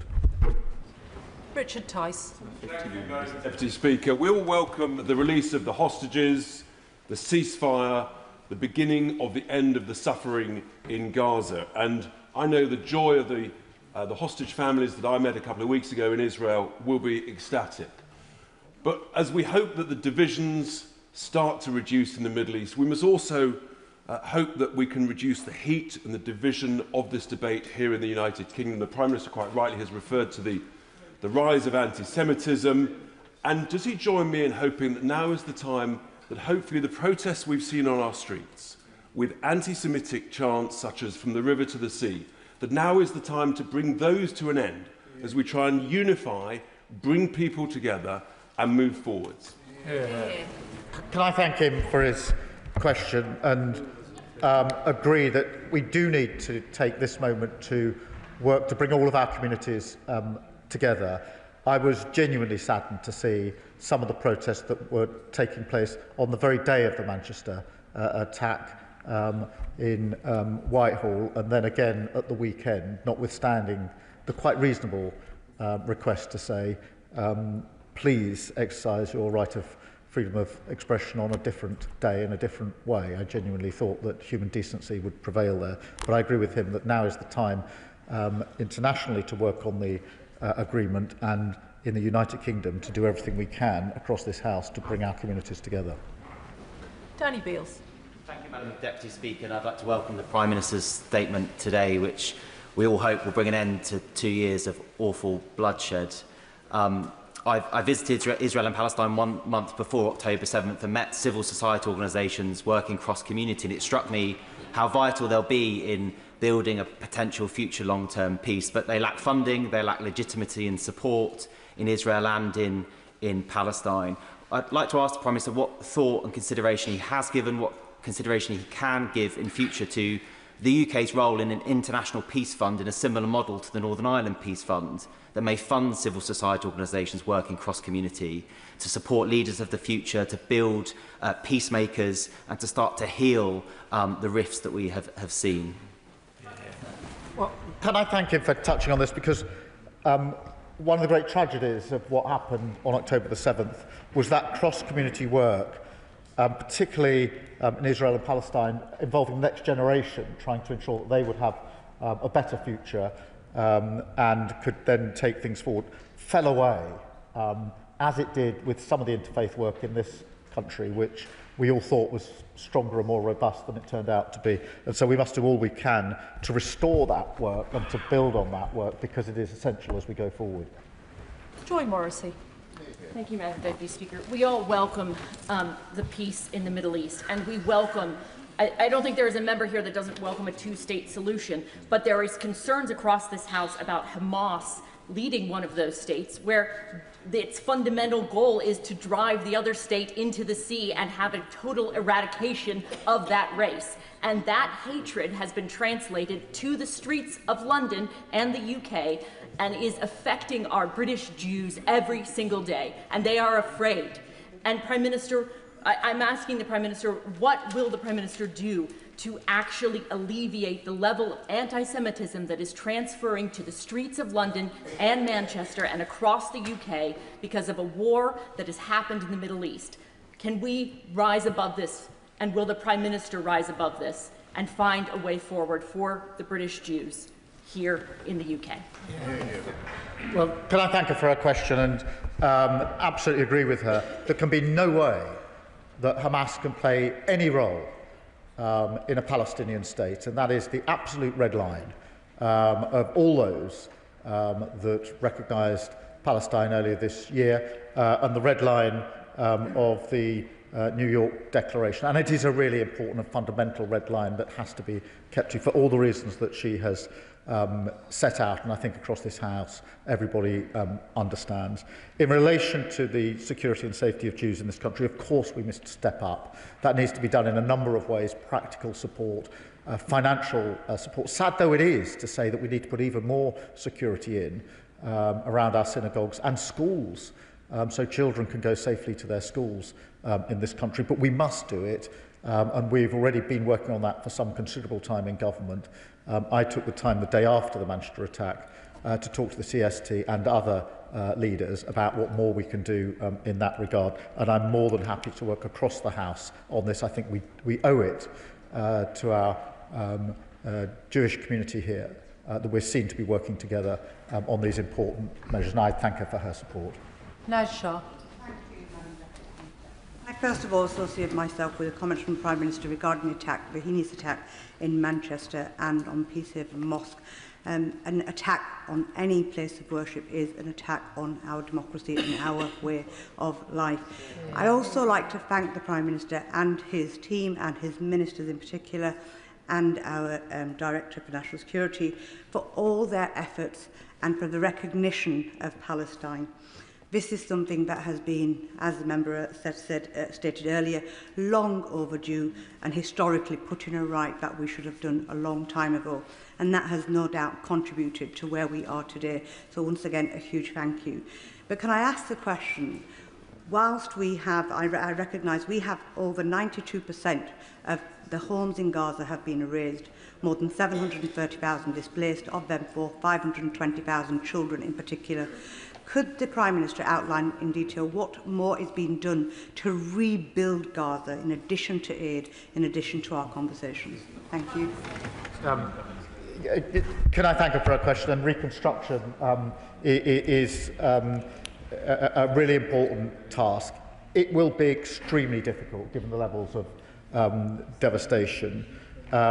We are working with others on a plan. We are hosting a conference later this week here in relation to that issue, and we'll continue to do so, but we need to do so at pace, working with our allies, and it is a huge task that we have ahead of us. Callum Miller. Thank you, Madam Deputy Speaker. The ceasefire, the release of the living hostages and the flooding of aid into Gaza is a moment of hope for us all. The Prime Minister has responded to a number of questions on accountability, and he will know the importance of this moment for starting to gather evidence about what's taking place in Gaza, both the atrocities committed by Hamas and the actions of the IDF and the mercenaries working for the Gaza Humanitarian Foundation under direction of the Israeli Cabinet. So can the Prime Minister spell out in a little bit more detail what support the UK Government is giving to those agencies that will gather the evidence that will allow for full accountability in future? Well, I thank him for his question and his championing of these and raising of these important issues. It is important that as we move on from the agreement and rebuild, that there is accountability. And that is why it's important that the media and others are allowed access just as soon as possible, and those charged with holding others to account have what they need in order to do so. Chris Murray. Thank you, Madam Deputy Speaker. I know I speak for my whole constituency when I welcome this long overdue ceasefire, and can I put on record my thanks to Prime Minister and Foreign Office Ministers for the many opportunities to put my constituents' views to them. As we turn to the ceasefire, thoughts turn to rebuilding, but that is not just physical. The children make up 50% of the population of Gaza. They are traumatised, and their educations and futures have been profoundly disrupted. Giving them a future is the best guarantor of future peace. So what can the British Government do to ensure the children of Gaza have a real future? I thank him for raising this because children in Gaza haven't been to school for the best part of 2 years. It's had a huge impact, and we are already working at pace with others to see how quickly that can be one of the first issues in terms of the rebuilding, because it's so essential for those children and to ensure that they have a better future as we go forward. Sir Julian Lewis. The Prime Minister has said again today that there can be no place for Hamas in governing the Gaza Strip. But who can physically prevent Hamas retaining its weapons and regaining control as it did in 2006? And when he talks about anti-Semitism here in Britain, is there any other interpretation for the demand to internationalise the Intifada other than a call to attack Jewish communities around the world? There's no other interpretation. I'm glad and pleased that he raised it and to give me the opportunity to agree with him on that important point. On the first point he makes about decommissioning, of course this is going to be difficult, but it's vital. It was difficult in Northern Ireland in relation to the IRA, but it was vital, and that is why we have said that we stand ready, based on our experience in Northern Ireland, to help with the decommissioning process. I'm not going to pretend that's easy, but it is extremely important. Stella Creasy. Thank you, Madam Deputy Speaker. I suspect one of the reasons why our optimism is cautious is that many of us are acutely aware that the damage that has been done will last a generation on all sides of this conflict, and for some the damage can never be repaired. I thought yesterday of my constituent Sharon Lifshitz, whose father, Oded, was brutally murdered by Hamas, and spent his life driving ambulances across the border for Gazan children because he wanted that two-state solution. The Prime Minister spoke of the evacuations, and I'm very proud to have worked with Project Pure Hope, who were the first organisation to get children out of Gaza here to the United Kingdom for medical treatment. And now we have a scheme, but we know many more will continue to need assistance, and they will need the assistance that medical teams here in the United Kingdom can provide. So can you just update us on the commitment and how long that will be for that scheme, and how we can make that a Dead's legacy in this House? I can update. We are evacuated. We've got plans to continue to do so, and I'm happy to either myself or through other ministers update the House on what we're doing and how we're doing it. Sammy Wilson. Madam Deputy Speaker, and first of all, can we welcome the release of the hostages and the prospect of long-term peace in that area of the Middle East. I know this is probably stick in the throat of many members opposite, but we must thank President Trump for the role which he played in delivering this deal. He recognised that weakness will never move terrorists, and only strength will do so, a lesson which unfortunately I think our government needs to learn, because Hamas were encouraged by the recognition of the Palestinian state which our government undertook. But that lesson needs to be applied at the next step. And the Prime Minister has rightly said that Hamas can have no role in the future of Gaza. What steps does he intend to take to ensure that, first of all, they don't have the guns which enable them to have control, that they relinquish that control, and they can never use Gaza again as a launching pad for their terrorist attacks? He will know that I have thanked President Trump a number of times, and I'm absolutely clear that but for President Trump, this peace agreement would not have been reached. I've had the opportunity to say that to him publicly and also privately, because, as you know, we get along, and that is good for our relationship with the US and our ability to influence events. On decommissioning, this is such a serious issue, because it's very hard to see how there can be lasting peace unless Hamas is ridded of its weaponry and capability, and that's where I think the decommissioning work will be hugely important. It's part of the 20-point plan. It now needs to be turned into real actions, working with others, and I do think that the United Kingdom has got experience, sadly in some senses, but we do have experience of the challenges of decommissioning that we can bring to the table in relation to this. Jonathan Brash. Thank you, Madam Deputy Speaker. Can I welcome the Prime Minister's statement today and, of course, this peace deal? Can I also welcome his crystal clear statement that there can be no lasting peace and no viable Palestinian state in which Hamas is involved in any way? Similarly, there can be no lasting peace without the reconstruction that is now desperately needed. And I think the Prime Minister has said on a couple of occasions today that the public, I think, were going to be surprised when they see the extent of the devastation that's taking place. Right now, there are 400,000 tonnes of rubble that need to be removed before a single piece of reconstruction can take place. So can I ask the Prime Minister, will he reject the isolationist calls in some quarters and agree with me that this country will rightly play its full role in ensuring that reconstruction takes place? Well, I can give him that assurance, and I genuinely think that across most of this House, that is the position that most members would want this government to play, and will support it. David Mundell. Thank you, Madam Deputy Speaker, and I very much welcome the release of the hostages and what the Prime Minister has said about aid. But flooding Gaza with aid is not an end in itself. It's the distribution to those people who need it most. So what reassurances can he give the House that gangsters and criminal gangs will not play any part as intermediaries in the distribution of that aid? Thank him for raising this. Firstly, let's be clear, aid is not flooding in today. It is beginning to go in today. It needs to flood in, but it's not flooding in yet, and so we do need to get it in. He's absolutely right that then the distribution becomes a critical next issue, and that's why we're working with others on what the security arrangements need to be in place as soon as possible in Gaza to ensure that aid gets to where it needs to get to. So volume, speed and effective distribution are absolutely key in relation to this, and we're working with others to ensure that we play our part in that. Sana Begum.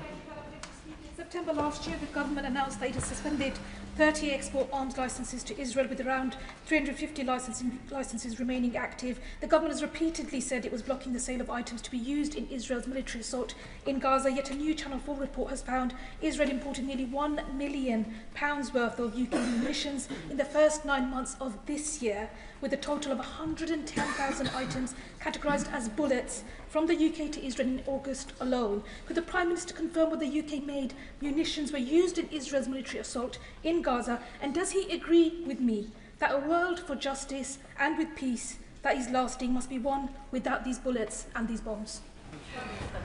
The government's position in relation to banning arms has been set out on many occasions, and it's not been altered. Ellie Chams. Thank you, Madam Deputy Speaker. I warmly welcome the ceasefire and was deeply moved, as I'm sure we all were, by the scenes of Israeli and Palestinian families being reunited yesterday. One of the Palestinian prisoners who has not been released is Mr. Marwan Barghouti, a member of the Palestinian Legislative Council who's been in prison since 2002 without a fair trial and subjected to human rights abuses.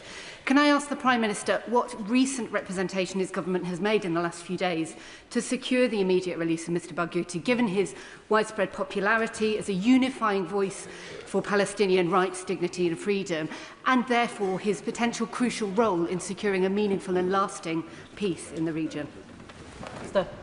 Can I thank you for raising the individual case and offer to provide her with such further information as we can, as soon as we can, in relation to that particular case. Yuan Yang. Thank you, Madam Deputy Speaker. I deeply welcome this long-awaited ceasefire and release of hostages. And I want to thank the Prime Minister and his ministers for their tireless work and international leadership on this front, including in the upcoming Gaza Recovery Summit to be held later this week in the UK. I'm glad to hear the Prime Minister's commitment to reconstruction and to aid. I note the UN Commission of Inquiry's recent report that described how the obstruction of aid into Gaza has led to what it calls the destruction of Palestinians. What is the current situation facing UN agencies' access to Gaza, and what more can we do to ensure that it flows freely? Prime Minister. Tom Fletcher is leading our work in relation to this, and we've been clear throughout that aid cannot get in on the scale and volume that's needed without the UN, and that's why we've always championed and said the UN should be part of that distribution. Sir Julian Smith. Madam Deputy Speaker, it is fitting that this statement is followed by one on Northern Ireland. The UK has world-leading experience on sustaining peace, whether it is security, intelligence or military, whether it is decommissioning, policing or political institutions. Could I urge the Prime Minister to do an audit of the generations of civil servants and, dare I say, special advisers who have experience in this area and put them on offer to sustain this peace deal? Minister. Can I thank him for that suggestion? Can I also acknowledge his role in Northern Ireland, where he was rightly held in high respect in Northern Ireland and across this House, and continues to be held in respect because of what he did and the way in which he went about it. And that should be a model for so many more of us in this House. And the idea of reaching into the expertise we have in government across different parties, across different governments, is one that I'll take up. So I thank you for that suggestion. Andy MacDonald. Thank you, Madam Deputy Speaker. I very much welcome the Prime Minister's statement, and we all achingly welcome the longed-for ceasefire in Gaza and the safe return of prisoners and hostages. But does the Prime Minister share my concern that the 20-point plan is without Palestinian input? Will he acknowledge the need for Palestinian self-determination, their consent for any governance or stabilisation arrangements? Will he ensure the continued pursuit of war criminals? And will he work to achieve an end to Israel's illegal occupation of all Palestinian territories and the full engagement of a sovereign Palestinian state? Prime Minister. Can I just be clear on the 20-point plan? This was widely and warmly received by so many countries yesterday. He will have seen the representation at Egypt for the summit yesterday, including the Palestinian Authority, and therefore it is really important that when we get an achievement like this, that we now focus on implementing it rather than trying to unpick it. In relation to the two-state solution, I think across this House, by and large, there is agreement that there won't be lasting peace without a two-state solution, and therefore we must act to implement the 20-point plan, but we must also, as the plan itself envisages, work towards a two-state solution and not lose sight of that goal. Anne Davis. Diolch yn fawr, Madam Dirprwy Llafarydd. The images of ceasefire and families united are deeply heartening and a moment of relief and celebration amidst such immense suffering. Yet this fragile peace remains vulnerable, particularly to the corrosive effects of misinformation. And true and lasting peace must be built on openness, transparency and the free flow of information. What steps is the Prime Minister taking to press Israel to grant journalists access to Gaza as part of a broader commitment to truth, accountability and a just peace? Minister. Well, can I agree with her that the situation is vulnerable, and that's why we mustn't lose sight of what has to happen next. And we are pressing for media access, which is hugely important and needs to happen, in my view, as soon as possible, so that the extent of the devastation can be properly assessed and help with the necessary next steps. Cat Smith. Thank you, Madam Deputy Speaker. And as an officer of the all-party group on Christians in the Holy Land, I was fortunate enough to be on a delegation in Jerusalem and the West Bank last week. And it was clear to our delegation that speaking to Palestinian Christians, that they are delivering hospitals and schools for Palestinian communities. And given the need for education and healthcare to be a key part of long-term peace, what conversations is the government having with the Christian community in Israel and Palestine to ensure they're part of the conversation as well? Prime Minister. We are having conversations with all, particularly on this question of education and healthcare. I mean, many other issues as well, but education and healthcare are absolutely fundamental. So we're having those discussions, and I'll ensure that any further information she may have is fed into what we're doing. Dr. Andrew Murison. Thank you, Madam Deputy Speaker. The Hamas leadership is making it clear that its fighters, many of whom, of course, will have been involved on October the 7th, won't disband, but they will merge into the nascent army of a Palestinian state, a state which the Prime Minister unwisely and prematurely recognised. Is he comfortable with that? Prime Minister. The 20-point plan is really clear on the steps that need to be taken. That is what has been hammered out with the support and approval of so many countries. That is not easy. But it is a step that many thought was unachievable, and we now have to operate to that plan, ensuring, as is absolutely clear from the plan and from all of our statements, that Hamas can have absolutely no role in the governance in Palestine. That is a clear red line. We need to operate to the 20-point plan now. The widespread agreement to it is something many people thought couldn't be achieved. It has been achieved, and now we must build on that. Florence Eshalomi. Thank you, Madam Deputy Speaker, and I associate myself with the remarks of the Prime Minister for the awful attack in Manchester and the attack in Peacehaven. I just wanted to also highlight the issue around aid workers and the work of UNRWA, working with many British aid organisations, including Oxfam, including Christian Aid and Islamic Relief, who are both based in my constituency. And the UN highlights that today over 500 aid workers have lost their lives. So including British aid workers, so recognising the hard work that aid workers are playing. The Prime Minister has been very clear, and we are united in this House, that and Hamas must not have any role in the rebuilding of Gaza. and it has to be led by the Palestinian civil societies, communities who've had their efforts in the face of decades of siege, occupation and military violence. Does the Prime Minister agree with me that any initiative which bypasses the Palestinians in favour of externally imposed initiatives will fail? Can I thank her first and foremost for raising the specific issue of the aid workers that have lost their lives in this conflict. Very many lives have been lost. Almost all aid workers have colleagues and friends and family members who've been lost as well, and I've heard some of that testimony firsthand, and it's extremely powerful. In relation to the process, this must now be a process that does involve Palestinians in their own future. Of course it must, and that's the only way to get to the two-state solution that we need. Christine Jardine.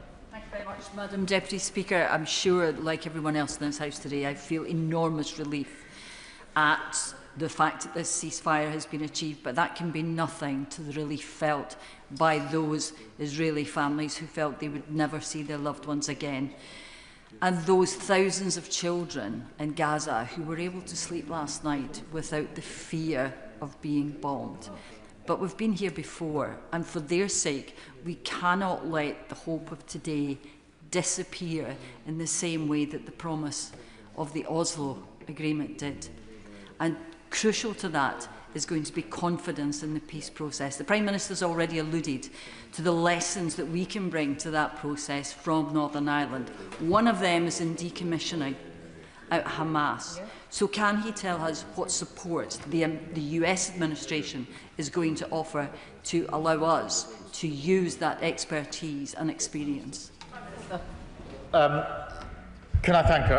And look, there is huge relief, but I think she's absolutely right. The relief for the hostages and their families and for civilians in Gaza is huge by comparison to our relief. And yes, we have been here before, and therefore we must absolutely drive through with confidence here. As to the specific way in which decommissioning might work, we're at the early stage of that discussion with the US and others. At this stage, we've simply say we stand ready to play our full part. I think and hope we will be taken up on that, and then we can work actively with others. Thank you. Rachel Maskell. Thank you, Madam Deputy Speaker. I thank the Prime Minister for his statement today and also for this peace. May it be long-lasting. Over 1,700 health workers have lost their lives in Gaza, and many more have been physically and psychologically traumatised by the conflict. There aren't the health workers now to provide the healthcare which is needed at this urgent time. Will he ensure that the UK play its part in providing healthcare into Gaza, but also with the decimation of all the universities in Gaza, may we play a part too in training the healthcare workers of the future? Well, thank you for that question. It's a really important point. We are working with others. There was a conference in Paris last week, which the Foreign Secretary attended, which had on its agenda, amongst other things, how we can support the restoration of health care, which is vitally important. As we do that, we will update the House on the measures we're taking. Thank you, Madam Deputy Speaker. Over the last 2 years as co-chairman of the All-Party Parliamentary Group for Israel, I've hosted innumerable meetings where families of hostages have come before us pleading for our support and our help. Equally, at the same time, we've shown the screening of the terror events on the 7th of October 2023 in multiple films. And that's real-life footage captured from Hamas terrorists. But the Jewish community in this country, as my honourable friend has said, feel unsafe. They feel it's not a safe place for them to live anymore. So the Prime Minister has quite rightly alluded to the growing rise of anti-Semitism in this country.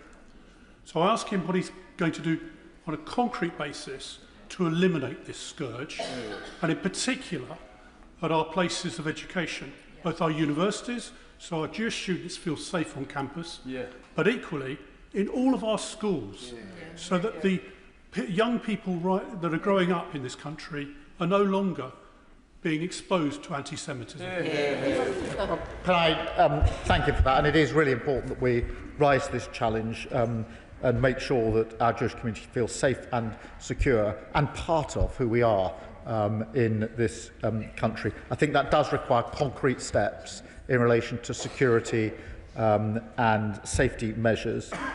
I absolutely think we need to go further on education, particularly in our universities, but not only in our universities. And of course, although he didn't mention it, but I'm sure he knows, the NHS as well, we need to ensure that we drive out any instances we see of anti-Semitism, and I look forward to working across the House on all those initiatives, because we also need to make sure that our Jewish community see that this House is united in ensuring that they have the safety and security that they deserve. Nadia Whittam. Madam Deputy Speaker, and I very much welcome the Prime Minister's statement today. After 2 years of relentless genocide committed by Israel, killing many tens of thousands of innocent people, a ceasefire is a historic and hopeful moment, even though it took far too long to achieve. Watching released Palestinians and Israelis reunite with their families yesterday was deeply moving. But Palestinians are far from free. Their rights are still being denied. They are still living under occupation. They will continue to suffer. Does the Prime Minister agree with me that Palestinians must be able to exercise their right to self-determination, and Israel must face accountability for its crimes against them? And what action will he take to make this a reality? Minister. Well, I do agree that there will be no lasting peace without a two-state outcome, and that's why we must continue to strive towards it. And of course there must be accountability for all of those that have committed atrocity, including those that were involved on October the 7th. Adnan Hussain. Thank you, Madam Deputy Speaker. I press the Prime Minister, does he agree that real lasting peace can only be achieved if there is accountability and justice? Overwhelming international consensus, both legal and scholarly, conclude that Israel's actions in Gaza were genocidal. Does the Prime Minister agree that the perpetrators of genocide must face justice? And what steps will his government take to ensure justice is achieved? Prime Minister. Well, I agree that accountability is important. Of course, justice is important in the Middle East, and we are strong supporters of international law and the role that that needs to play in relation to justice in the region. Kim Johnson. Thank you, Madam Deputy Speaker. I welcome the Prime Minister's statement today and also welcome the ceasefire and the release of hostages as part of this historic peace deal, but a very fragile peace deal. But I also welcome the release of Palestinian women and children held in Israeli military prisons without trial. But can my honourable friend explain what steps the government will take to ensure that justice and accountability is made a reality for all victims of international law violations in Israel and the occupied Palestinian territory? Well, I thank you for our question, and it is important that I'm clear this government is committed to international law and to the accountability that that brings. Greg Smith. Thank you, Madam Deputy Speaker. One of the widely held beliefs of the catalyst that led to the pure evil that happened on the 7th of October was a fear by Iran and their terrorist proxies that Saudi Arabia was close to signing the Abraham Accords. Now, there is good news in that the Abraham Accords peace agreement between Israel, the UAE, Bahrain and Morocco have endured over the last 2 difficult years and are a model not just for regional economic cooperation, but peaceful coexistence in the region. So on the back of yesterday's agreement, can I ask the Prime Minister what concrete steps he is going to take to encourage and extend the Abraham Accords as a key part of the emerging picture in the Middle East, with a particular reference to getting Saudi Arabia back to the table? Prime Minister.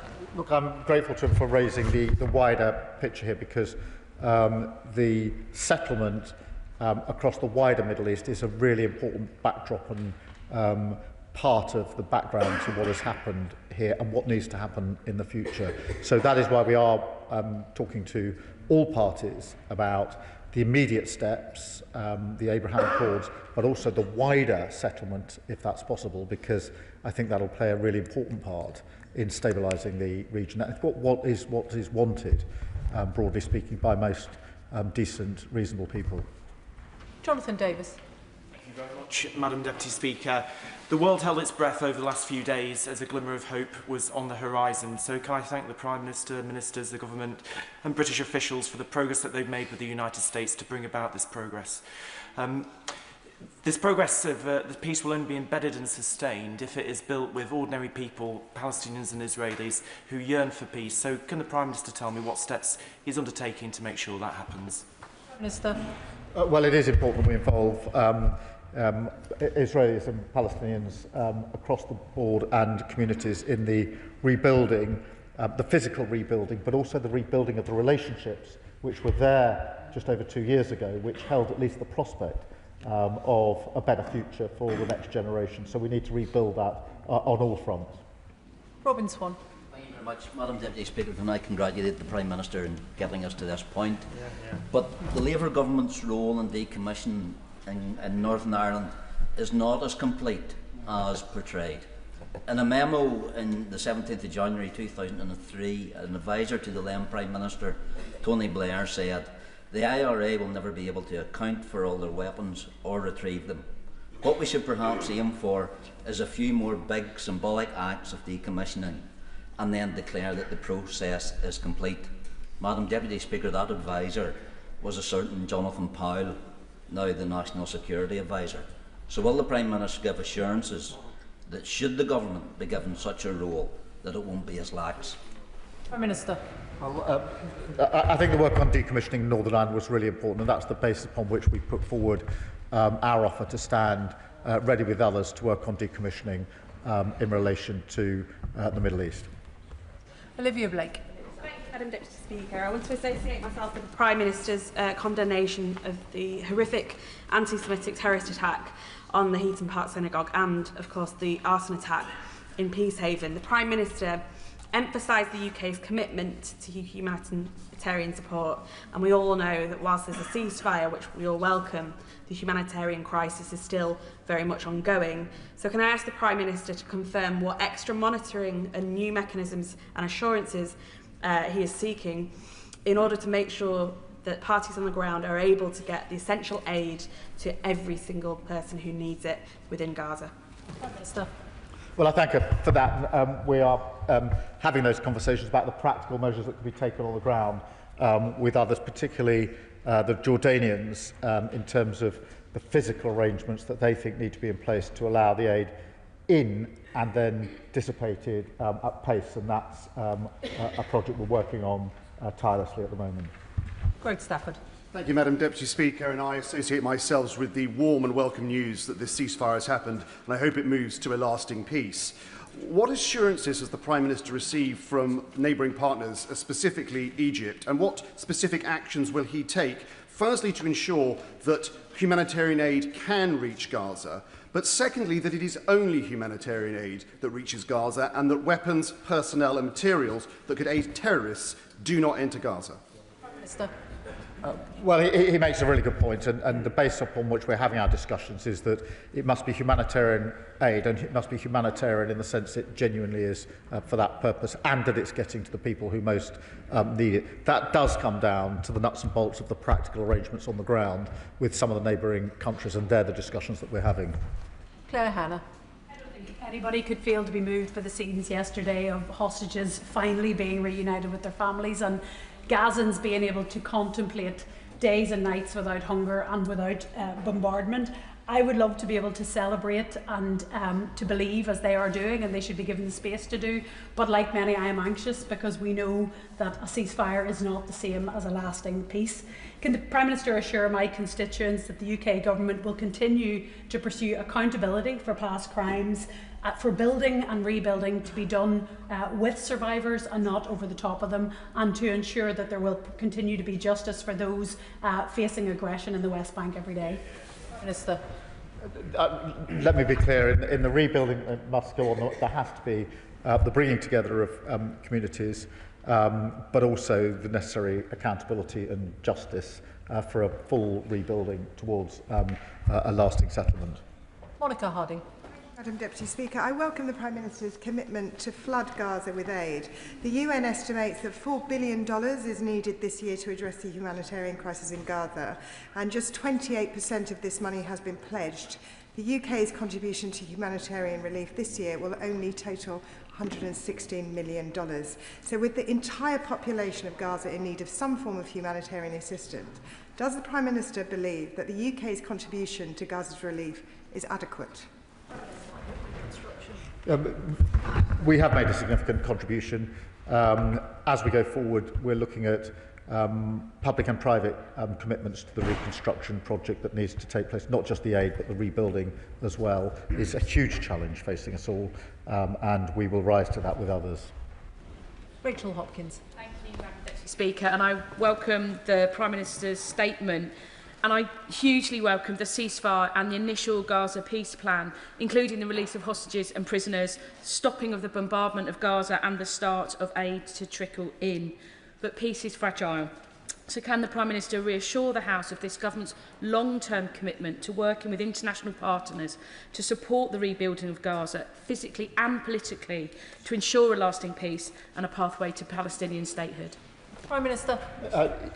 Yes, I can give her that important assurance. I thank her for her question. Danny Kruger. Indeed, Madam Deputy Speaker, this ceasefire is tremendous news, and my sincere congratulations to everybody who was involved in bringing it about, whoever they were, including the British government. I was in Israel last week, and on the day that the ceasefire was announced, I visited the Nova festival site, and I spoke to civilians and soldiers on the Gaza border.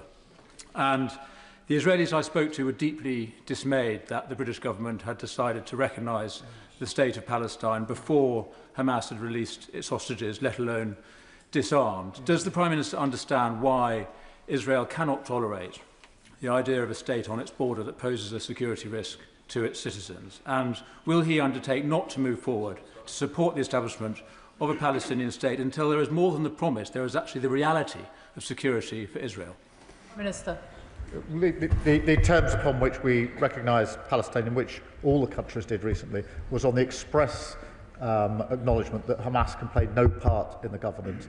That is at the heart of the New York Declaration as well, and is absolutely part of the 20-point plan. And I think it's really important that we assert that and reassert it. That's been the constant position of this government, and my personal position, so I can give him that reassurance. Peter Swallow. Thank you, Madam Deputy Speaker. Can I warmly welcome the Prime Minister's statement, particularly his commitment to seeking a lasting, long-term peace in the region, because Israel will not be secure, the Palestinian people will not be free until we break this endless cycle of violence. But turning to the immediate situation on the ground, the Gazans still face a man-made famine. So I really welcome the flooding in of aid that the Prime Minister has talked about in his statement. But could you just say a little bit more about the timescale for that and how soon we can start to see that aid getting in and having an effect on the ground? Prime Minister. We need it to go in today, tomorrow and the coming days. We cannot delay on that front, and that is amongst the most essential tasks that lay ahead, particularly in relation to the man-made famine. Lee Dillon. Thank you, Madam Deputy Speaker. Can I add my support for the ceasefire yesterday and the first tentative steps on the journey to peace? President Trump has spoken about a board of peace, and one of the names floated as being on that is our former Prime Minister, Sir Tony Blair. So could the Prime Minister confirm if Sir Tony Blair is going to take a seat on that board? Is that as a private citizen or as a representative of His Majesty's government? And what role can this House play in scrutinising any appointment going forward and the progress of that board? Thank you. Prime Minister. Well, the board is an important part of the architecture. It's for others to decide what the membership of that board will be, but I can give the commitment that we will report to the House on any developments in that regard. Josh Fentington. Thank you, Madam Deputy Speaker. It's a huge relief to all of us that the hostages are sleeping at home with their families where they belong after 2 years of unimaginable horror. But this plan and the recognition of Palestine must only be the start of peace and accountability. Children are dying from a man-made famine. So can the Prime Minister please assure us that we will flood Gaza with aid and continue to respect the judgments and decisions of international courts and tribunals? I can give him our assurance on both those issues. Shawkat Adam. Thank you, Madam Deputy Speaker. I welcome the ceasefire, the release of the hostages, and take solace in some knowledge, or at least hope, that unlike other debates of this nature, at the end of this one, countless Palestinian children will not have been killed by the IDF. But I'd like to ask the Prime Minister if he agrees with me that the people of Gaza do not need a colonial Viceroy, Tony Blair, anywhere near determining their future. The former Prime Minister, who has been in meetings with the Trump administration, is proposing a US-administered Gaza, rebuilding Gaza resort on top of mass graves of men, women and children. So will the Prime Minister condemn this plan and Tony Blair's involvement in rebuilding? Prime Minister. I'm not going to condemn a plan that I welcomed yesterday. I think it's a really important step forward. It's a step almost everybody in this House has welcomed, including the Honourable Member. What is important now is that we build on that plan. It will be for others to decide the particular representation. Of course, there is the committee that will be really important in relation to the day-to-day matters in Gaza, on which, of course, there must be proper Palestinian representation. These are matters still to be determined, but I really think that it would be better if we don't try and unpick where we got to yesterday before we've even started to implement it, and to try and move forward, because that will, I think, inevitably take us backwards. Laura Kirk-Smith. Thank you, Madam Deputy Speaker. We know that humanitarian aid saves lives, rebuilds lives and plays that crucial stabilising role. I thank the Prime Minister for his emphasis on getting aid into Gaza, and it has been heartening to hear from UN agencies who are now crossing the border for the first time since March, getting in vital supplies like cooking gas and medicines.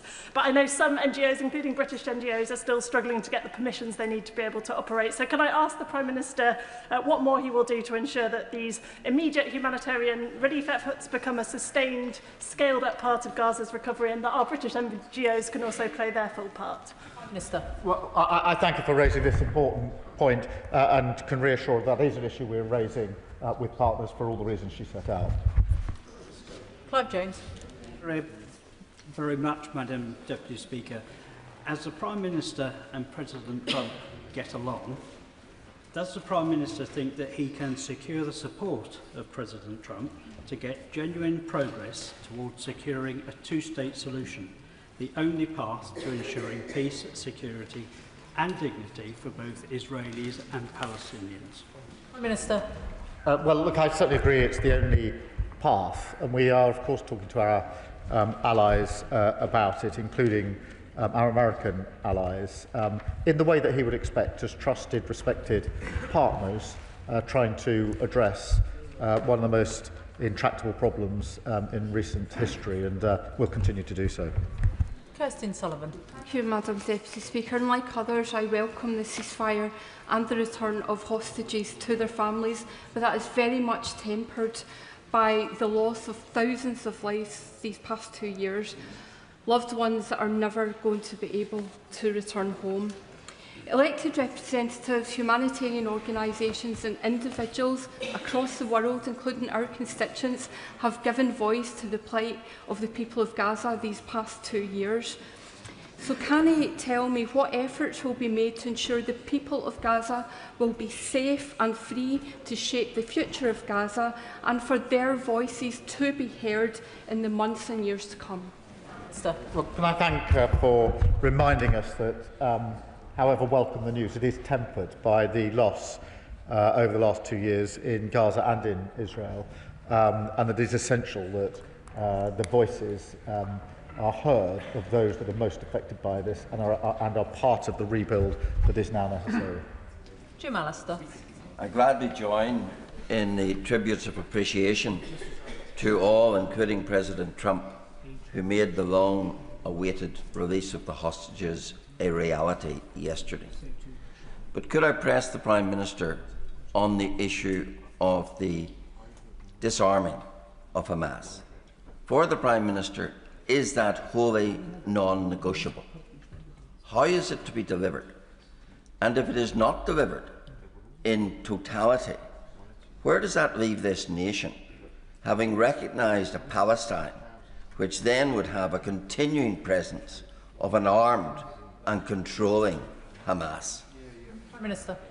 Well, it must be non-negotiable, and that's why it's written into the 20-point plan, which is why we are now putting ourselves forward to play a part in the decommissioning, because it's only by decommissioning that we can ensure that the threat from Hamas is removed, and that's why it's in the plan. That's why we want to play our full part, and we'll do everything we can with other allies to bring that about.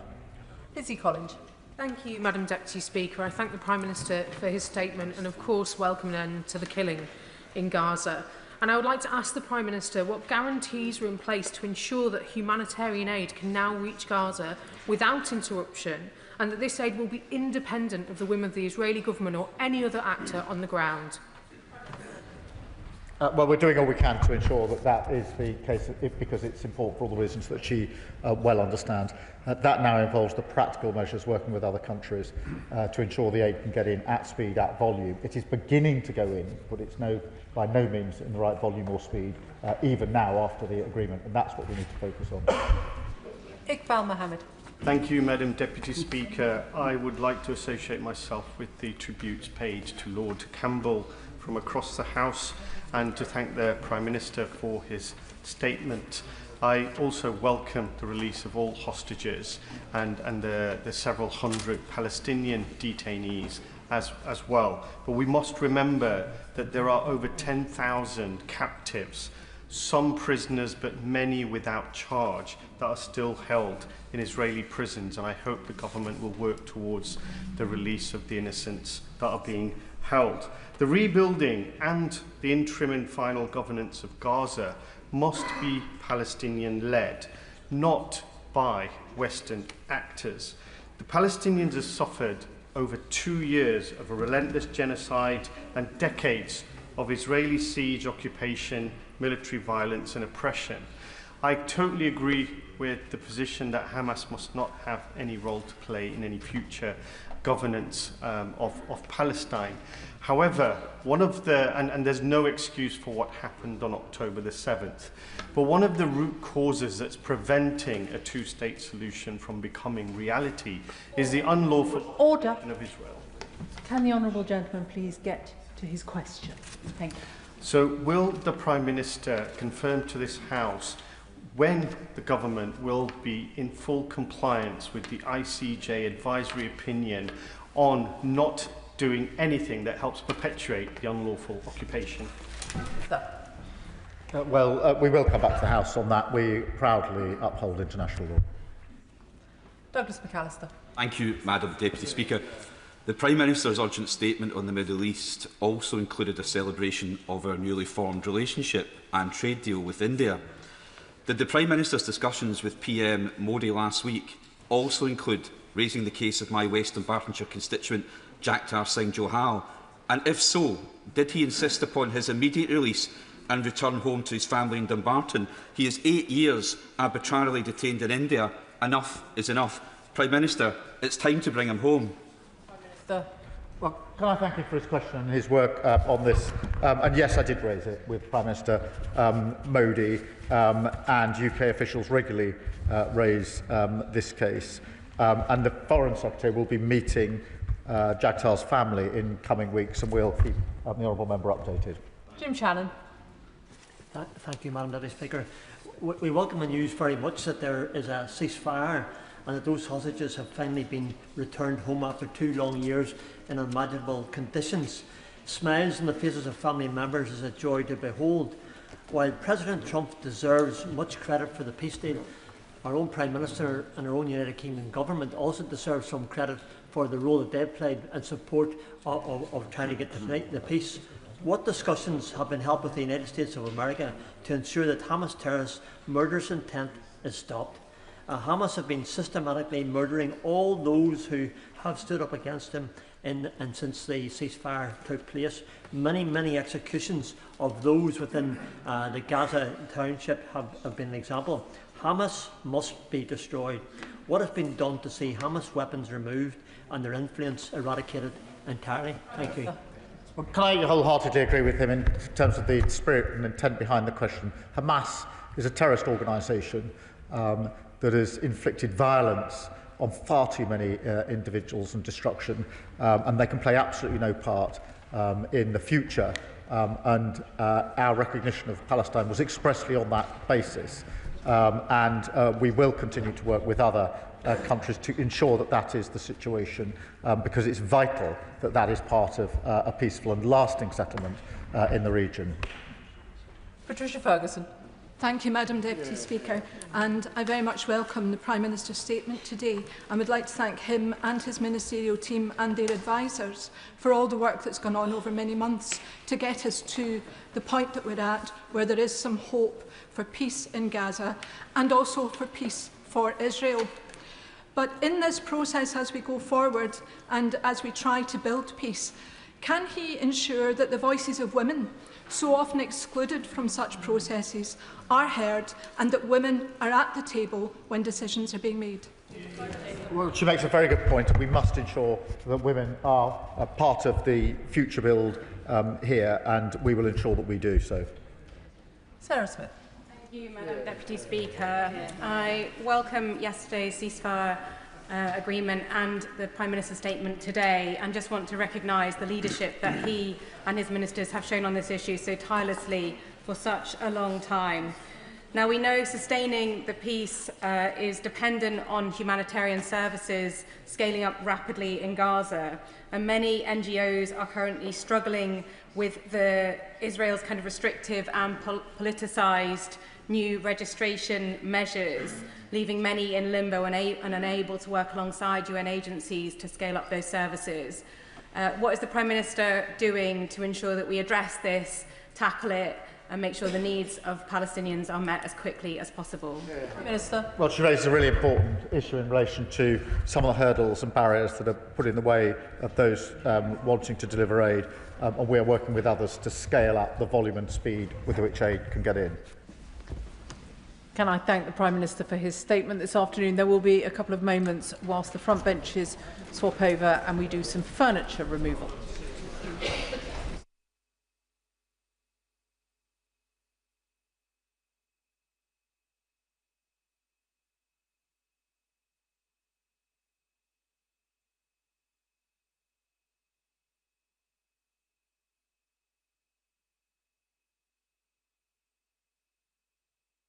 Which brings us to the next business this afternoon, statement on the Northern Ireland Troubles. Secretary of State Hilary Benn.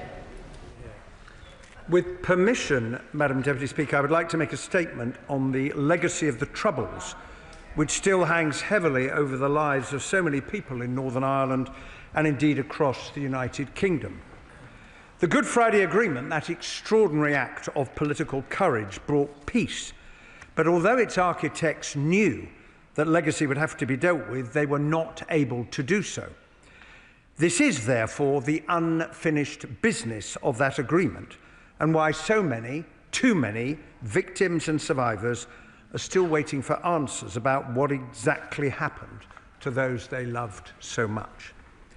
The previous government's Legacy Act failed to win support in Northern Ireland, failed to comply with our international human rights obligations, and was undeliverable. Whatever its intentions, it was no basis for trying to move forward. And that is why, Madam Deputy Speaker, the Government is today introducing new primary legislation and laying a draft remedial order under the Human Rights Act as we seek to fulfil our King's Speech commitment to repeal and replace the Legacy Act. Madam Deputy Speaker, this legislation will give effect to the framework that I announced with the Irish Government on the 19th of September, which reflects the principles of the Stormont House Agreement and contains sovereign commitments by both the UK and Irish governments. The new Troubles Bill will reform the Independent Commission, to be renamed the Legacy Commission, with statutory oversight to provide accountability and confidence, and learning from Operation Canova, a statutory victims and survivors advisory group. Significantly strengthen the governance of the Commission with 2 co-directors of investigations, statutory conflict of interest duties, and appointments made only following independent advice. enhance the investigative powers of the Commission and put in place a fairer disclosure regime, ensuring that the Commission has the powers it needs to find answers for families and can make public the maximum possible information consistent with the state's responsibility to protect life and national security. The bill will also fulfil the commitment we have made to restore the small number of Troubles-related inquests which were stopped in their tracks by the Legacy Act, and refer the other inquests that had not yet commenced to the Solicitor General to independently consider whether in each case they are most appropriately dealt with by the reformed Legacy Commission or via the coronial system. Enable the reformed Commission to hold new proceedings in cases that transfer to it from the coronial system. Consistent with the provisions in the Inquiries Act, this will provide for public hearings, the consideration of sensitive information in closed hearings, and effective next of kin participation, including through legal representation. We will also address in the bill, rather than in the remedial order, the UK Supreme Court ruling in the Adams interim custody orders case regarding the application of the Carltona principle. We must put beyond doubt Parliament's intention by clarifying that the relevant legislation allowed such orders to be made by junior ministers as well as by the Secretary of State. Madam Deputy Speaker, we owe a huge debt of gratitude to the 250,000 Northern Ireland veterans who served with honour and distinction to keep people safe and who worked with the police and other emergency services in the most difficult circumstances imaginable. Their service and their sacrifice will never be forgotten. That is why, having worked closely with the Defence Secretary and the Armed Forces Minister, the Government is introducing strong safeguards for veterans that respond directly to the concerns that have been expressed to us. These safeguards will also apply to other people, such as former police officers. They will mean that no witness will need to travel to Northern Ireland to engage with legacy mechanisms. They will have a right to do so remotely because coroners and judges in the Commission will be legally required to allow this, and support for veterans will be available to assist them in doing so. The Commission will be under a duty not to duplicate the work of previous investigations unless there are compelling reasons that make it essential to do so. The welfare of veterans will be given proper consideration as part of any assessment as to whether they are required to give evidence. This will include the right for veterans to seek anonymity when doing so. And our protections will not be limited to legislation.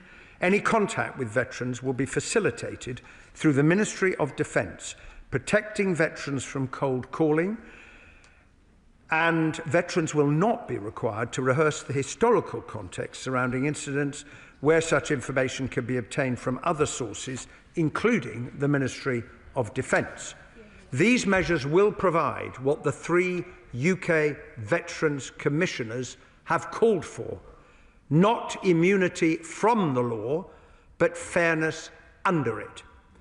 Madam Deputy Speaker, the remedial order, which I am also laying today, will remove the previous government's much criticised immunity scheme, which offered false promises, was never introduced, and would have enabled those who committed the most appalling terrorist crimes to be granted immunity from prosecution. The principal reason why the Act was so strongly opposed in Northern Ireland. It will lift also the current prohibition on Troubles-related civil proceedings. Madam Deputy Speaker, I am grateful to the Taoiseach, Simon Harris, and his team for their open and constructive approach in reaching the framework agreement, which recognises that helping families affected by the Troubles is a shared responsibility. And that is why the joint framework contains specific and unprecedented commitments by the Irish Government to facilitate the fullest possible cooperation of the Irish authorities with a reformed Legacy Commission, establish a dedicated unit within An Garda Síochána to deal with Troubles-related cases, including investigating all outstanding cases in Ireland, and make a financial contribution of €25 million to help fund legacy mechanisms. This is, of course, in addition to the £250 million already committed by the UK Government. And where required, legislation will be introduced by the Irish Government to implement these commitments. We are also establishing with the Irish Government an independent commission on information retrieval, initially on a pilot basis, to provide families with an additional means of getting information. Madam Deputy Speaker, since my appointment last year, I have had many discussions with political parties, victims and survivors organisations, human rights groups, veterans and others affected by the Troubles.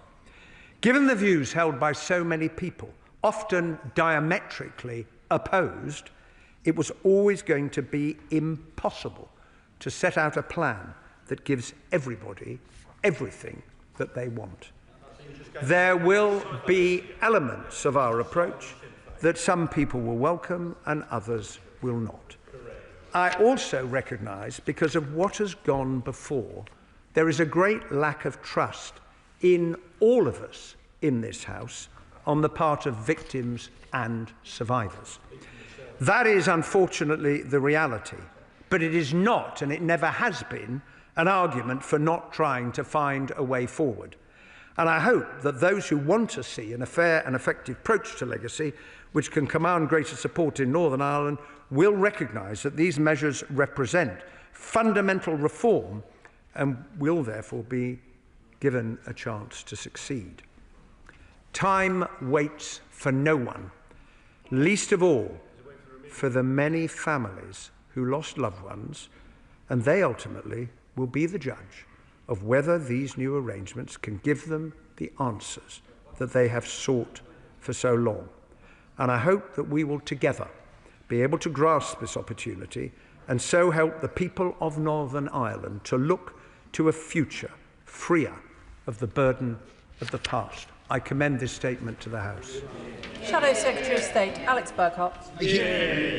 Thank you very much, Madam Deputy Speaker, and I thank the Secretary of State for advance sight of his statement. The last government legislated to draw a line under Troubles-era litigation. That litigation was inevitably weighted against those who sought to protect our country from terrorism. Exactly. It was inevitably weighted against those who keep records and whose servicemen are easy to locate and contact.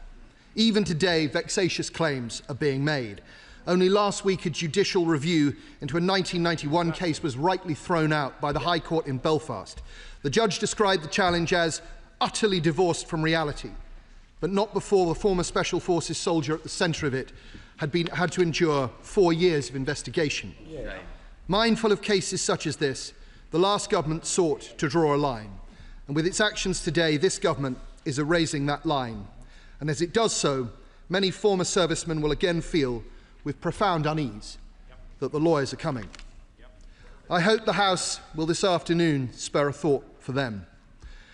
I know we will have a lot of time to debate the legislation the government is laying, but there are a number of specific questions that I would like to ask the Secretary of State now. First, on the resumption of inquests in civil cases, will he tell the House how many inquests will be restored and how many will be referred to the Solicitor General? Can he specifically tell the House whether that list will include the 1987 Lockall case? Of course it will. Likewise, civil cases is to reopen. It's thought that at the time of prohibition, many hundreds of such cases, affecting perhaps thousands of people, were before the Belfast courts. What is the NIO's calculation of the number of civil cases that are now likely to proceed? I ask this, Madam Deputy Speaker, because there are clear financial consequences to reopening legacy in this way. The Secretary of State referred to £250 million already committed. Indeed, it was committed by the last government to deal with legacy as we framed it. But it is now clear that the new Legacy Commission is to have a much bigger remit than the ICRIR. If so, will its budget be increased? And if not, how will it be expected to function? Similarly, the police service in Northern Ireland has raised very serious concerns about the amount of money they will need to support reopened inquests and civil cases. Policy Exchange has placed this cost on the police as around £90 million at a time when police numbers in Northern Ireland are at an all-time low. There is a very real prospect that without additional funding from the Secretary of State, frontline policing in Northern Ireland will be further reduced. Can the Secretary of State make a commitment that that won't happen? Third, the government has briefed journalists today that legislation will ban Gerry Adams from receiving compensation for his detention in the 1970s. But the Secretary of State's statement made no reference to that. Can he tell the House unequivocally that Mr. Adams will not receive 1 penny of compensation? Fourth, the Secretary of State listed a number of protections for veterans in court, but it's already the case that anonymity, age-related considerations and remote hearings are available at the discretion of the court. And that was apparent to the Taoiseach when, on the 19th of September, he emphasised that no new protections would be available to veterans. Does the Secretary of State agree with Mr Harris? There has also been some confusion about whether these protections would extend to paramilitaries. On the 25th of September, the Prime Minister claimed they did not. Can the Secretary of State be definitive for the House? Last, there is the question of the involvement of the Republic of Ireland in legacy. This has proved deeply controversial. I am sure the Secretary of State will be asked questions about it this afternoon. However, I was interested to see that the Republic has made commitments to get the Garda to investigate unresolved troubles-related incidents within its jurisdiction and to legislate to enable the fullest possible cooperation of the relevant Irish authorities with the Legacy Commission. If this is so, if this is to happen, it is to be welcomed. Because during the Troubles, the UK repeatedly sought extraditions from the Republic to bring terrorist charges. In the vast majority of cases, they were turned down. Following 1998, the former Irish Justice Minister Michael McDowell said that the Irish government gave a de facto amnesty to the IRA. And indeed, there are very many instances of possible collusion between the Garda and the Provisional IRA which have never received the attention they deserve. Kingsmill, the murder of Ian Sproul, Bloody Friday, Taban, Le Mans, the list goes on. I sincerely hope that the Republic will now engage sincerely, deeply and honestly, and I hope the Secretary of State will ensure that it does. Secretary of State. Well, I'm grateful to the honourable gentleman for his response. I mean, he says at the beginning that the last government sought to draw a line. It didn't work.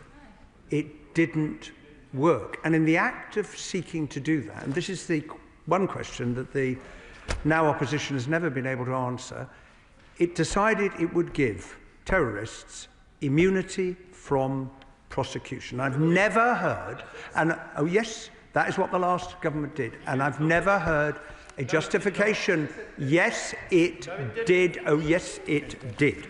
And it didn't work. It didn't have support in Northern Ireland. How can Northern Ireland proceed to deal with the legacy of the Troubles when the legislation the last government passed had no support in Northern Ireland? To answer his specific questions, 9 inquests will be restored. The remaining 24 will go into the sifting process.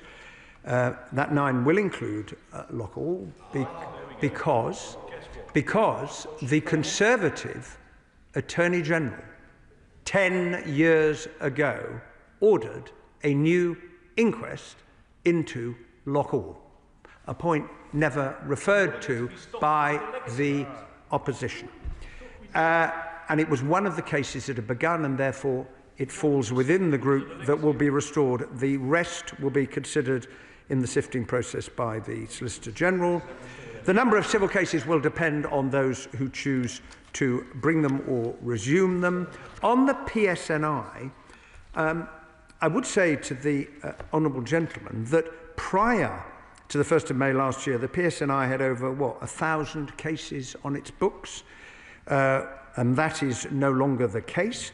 And the Legacy Commission, which the UK government is funding, is now responsible for looking at all cases referred to it, and that is a cost that is borne by the UK government and not by the Department of Justice in Northern Ireland. And to the extent that cases are no longer inquests but go into the Commission, the costs will be borne by the UK government and not by the Department of Justice in Northern Ireland. On the issue of interim custody orders, As I indicated to the House a moment ago, the legislation will make it clear that the signing of interim custody orders by junior ministers was always lawful, but we have also decided, in placing a draft remedial order before the House today, that sections 46 and 47 will now remain in place until the provisions of the bill take effect. Now, this will deal with the point that some people have raised about avoiding a gap, but we all have to recognise that 46 and 47 proved to be an ineffective way of dealing with this issue. And the honourable gentleman smiles, but he knows that that is the case. The protections we have brought in for veterans, we have done it with the motivation of protecting veterans. And on the involvement of the Republic of Ireland, well, I join the honourable gentleman, a point of unity at the end. I join him in welcoming the commitment of the Irish government to this partnership, because the history of Northern Ireland teaches us a lot of progress is made when the two guarantors of the Good Friday Agreement work together, and there are many people in Northern Ireland who would like to get answers from the Garda and from the Irish authorities. At the moment, the Irish government is refusing to cooperate. Why? Because of the last government's Legacy Act, and I look forward to them participating in the process in the months and the years ahead. Select Committee, Tonia Antoniazzi. Thank you, Madam Deputy Speaker. I'm pleased to see from the joint framework that the Government has listened to some of the key concerns voiced by stakeholders during my committee's inquiry into legacy. No doubt those stakeholders will want to study the detail of the proposals that my right honourable friend is publishing today.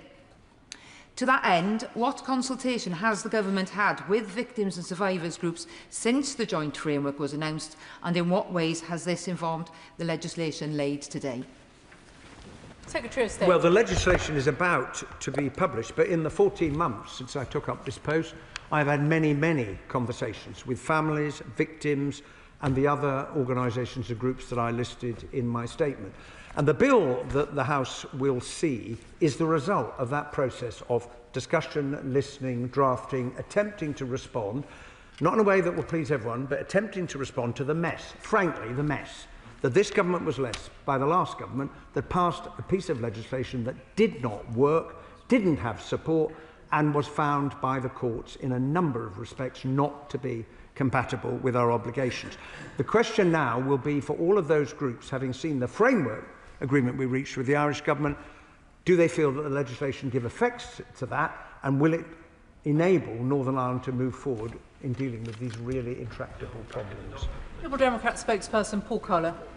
Thank you, Madam Deputy Speaker. I thank the Secretary of State in advance for so advanced side of his statement.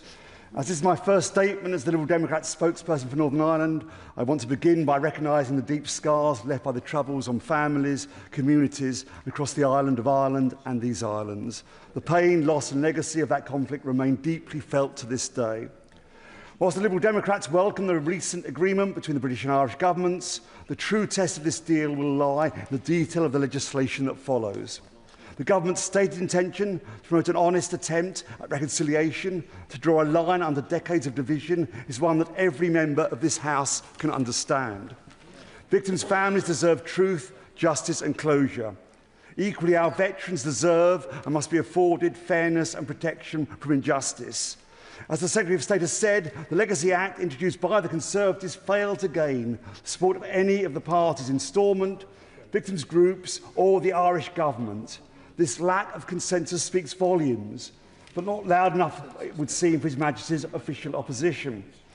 I look forward to examining the contents of this new bill in detail, proposing constructive amendments. My party will engage fully with the government, as lasting reconciliation depends upon transparency, fairness and independent oversight.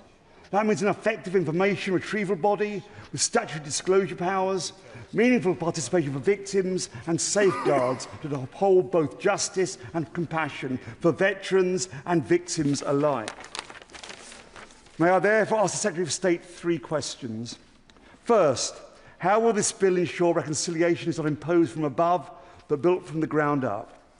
Secondly, based on the many meetings my party has had with veterans and their representatives, what specific safeguards will the government include to ensure fairness, proportionality and proper protections for those who serve with integrity? And lastly, how will this government ensure that prosecution under the law, or the possibility of it, can never be used to harm, oppress or discredit those who fought for our country, regardless of the final verdict? Well, may I welcome the honourable gentleman to his new role, and to say that I genuinely look forward to working with him on these and other matters, given his interest in Northern Ireland, which is shared right across the House. On his 3 specific questions, the first thing I would say is that no legislation can enable people to feel reconciled in some way to what happened. In the end, reconciliation has to come from within. And that's why the title reconciliation will not be in the new name of the Legacy Commission, because it is a consequence of a process that we are trying to put in place if families can find answers. And I would urge the House to concentrate on that, because that is what this is all about, trying to enable families to find answers. Secondly, the safeguards, I did draw attention to them in my opening statement, and he will be able to see when the bill is published later today how they're given legal expression. And on his point about prosecution, I would simply say this. There have been 1 or 2 comments in some of these discussions. People have talked about politically motivated prosecutions or vexatious prosecutions. I think it's very important, Madam Deputy Speaker, that the House upholds the integrity and independence of the prosecutorial authorities. A fundamental bedrock of our legal system is that independent prosecutors make those decisions. And to suggest they are any way politically motivated, in my view, is profoundly mistaken. Fleur Anderson. Thank you, Madam Deputy Speaker. I'd like to pay tribute to the Secretary of State and to the Secretary of Defence and the Armed Forces Minister for working so hard to achieve this new phase of the peace settlement in Northern Ireland. As we celebrate peace starting in the Middle East, this is a reminder of how long it takes to build peace and how important justice is for peace. Does he agree with me that by shutting down investigations, including the deaths of more than 200 Operation Banner soldiers, without an adequate alternative, the unlawful Legacy Act failed so many families and victims of the Troubles, and the mess had to be undone? Well, first of all, could I thank my honourable friend for her question, but above all to thank her for her great service in the Northern Ireland office. It was a real pleasure to work with her, and she did so much during her time working in the department. I do agree with her, because those service families, they want to find answers. And I met some time ago the family of Tony Harrison, who served and was murdered in Belfast, and his mother and his brother told me how outraged they were by the Legacy Act, because it proposed that those who had killed their son could get immunity from prosecution. And that is why it is so important that we put that misguided approach on one side, so that all families, service families and other families, can find answers. Sir Julian Smith. Madam Deputy Speaker, it's worth remembering that most victims are not in a group. They're not in the media. They're not taking action. They just want to know what happened to their loved ones. And as we debate this during the next period, I hope we can all collectively remember that. Investigations are key to delivering to those families. But can I ask him a couple of specific questions on sex offenders who were combatants? There's some concern that there'll be protection of those combatants who may have been involved in rapes and other sexual activity, and if you could look at that as the bill protects, to make sure that victims are able to talk as much as and have the protection as well as those ex-combatants. And what thought has he given to a change of government in the south? Should Sinn Féin take power, and delivery of the Irish contribution and commitments in that scenario? Well, I am grateful as ever to the right honourable gentleman for his wise words, and would once again want to pay tribute to the distinguished role he played in trying to move some of these and many other questions in Northern Ireland forward during his time as the Secretary of State. On the latter point, it is not for me to speculate on what is going to happen as a result of the decisions of the Irish electorate. The current coalition government has given a commitment. These were two governments coming together, each making sovereign commitments, promising to carry them out in their own jurisdictions. I think it is a hugely significant moment because you have to go back 11 years to the last time the last government was able to reach agreement with the Irish government in the form of the Stormont House Agreement. On the first question, when he sees the bill, he will see that we are making some changes to allow some other matters to be investigated, because I am conscious of the point that he has raised.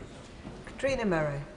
Thank you, Madam Deputy Speaker, and I welcome the statement and the progress made by the Government and that of the Republic of both this Government and that of the Republic of Ireland.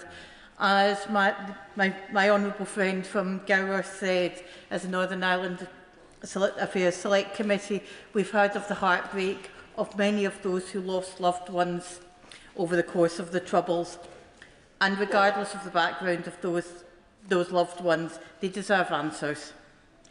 Consistently, the response that we received for good practice for replacement was that of Operation Canova, that many of those in Ireland are too close to this, and by bringing suitably qualified individuals from other parts of the UK should be considered as part of any process. Has this been? Can I ask the Secretary of State if this has been considered as in the new bill?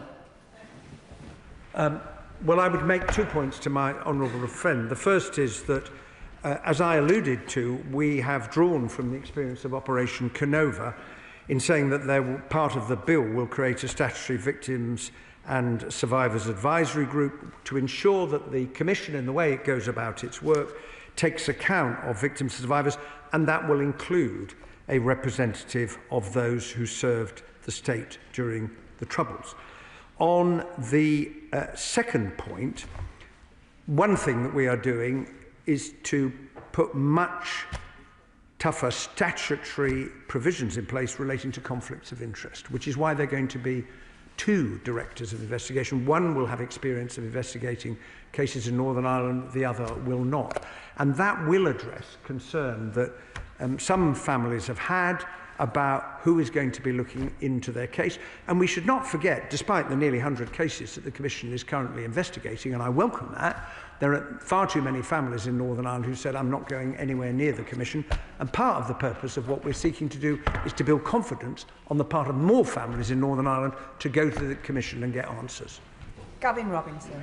Madam Deputy Speaker, and can I firstly just welcome the Minister to his place and to the Department, and to welcome the new shadow spokesperson for the Liberal Democrats, and thanking very personally the role played by the Honourable Lady for Putney during her time in the Northern Ireland office as well.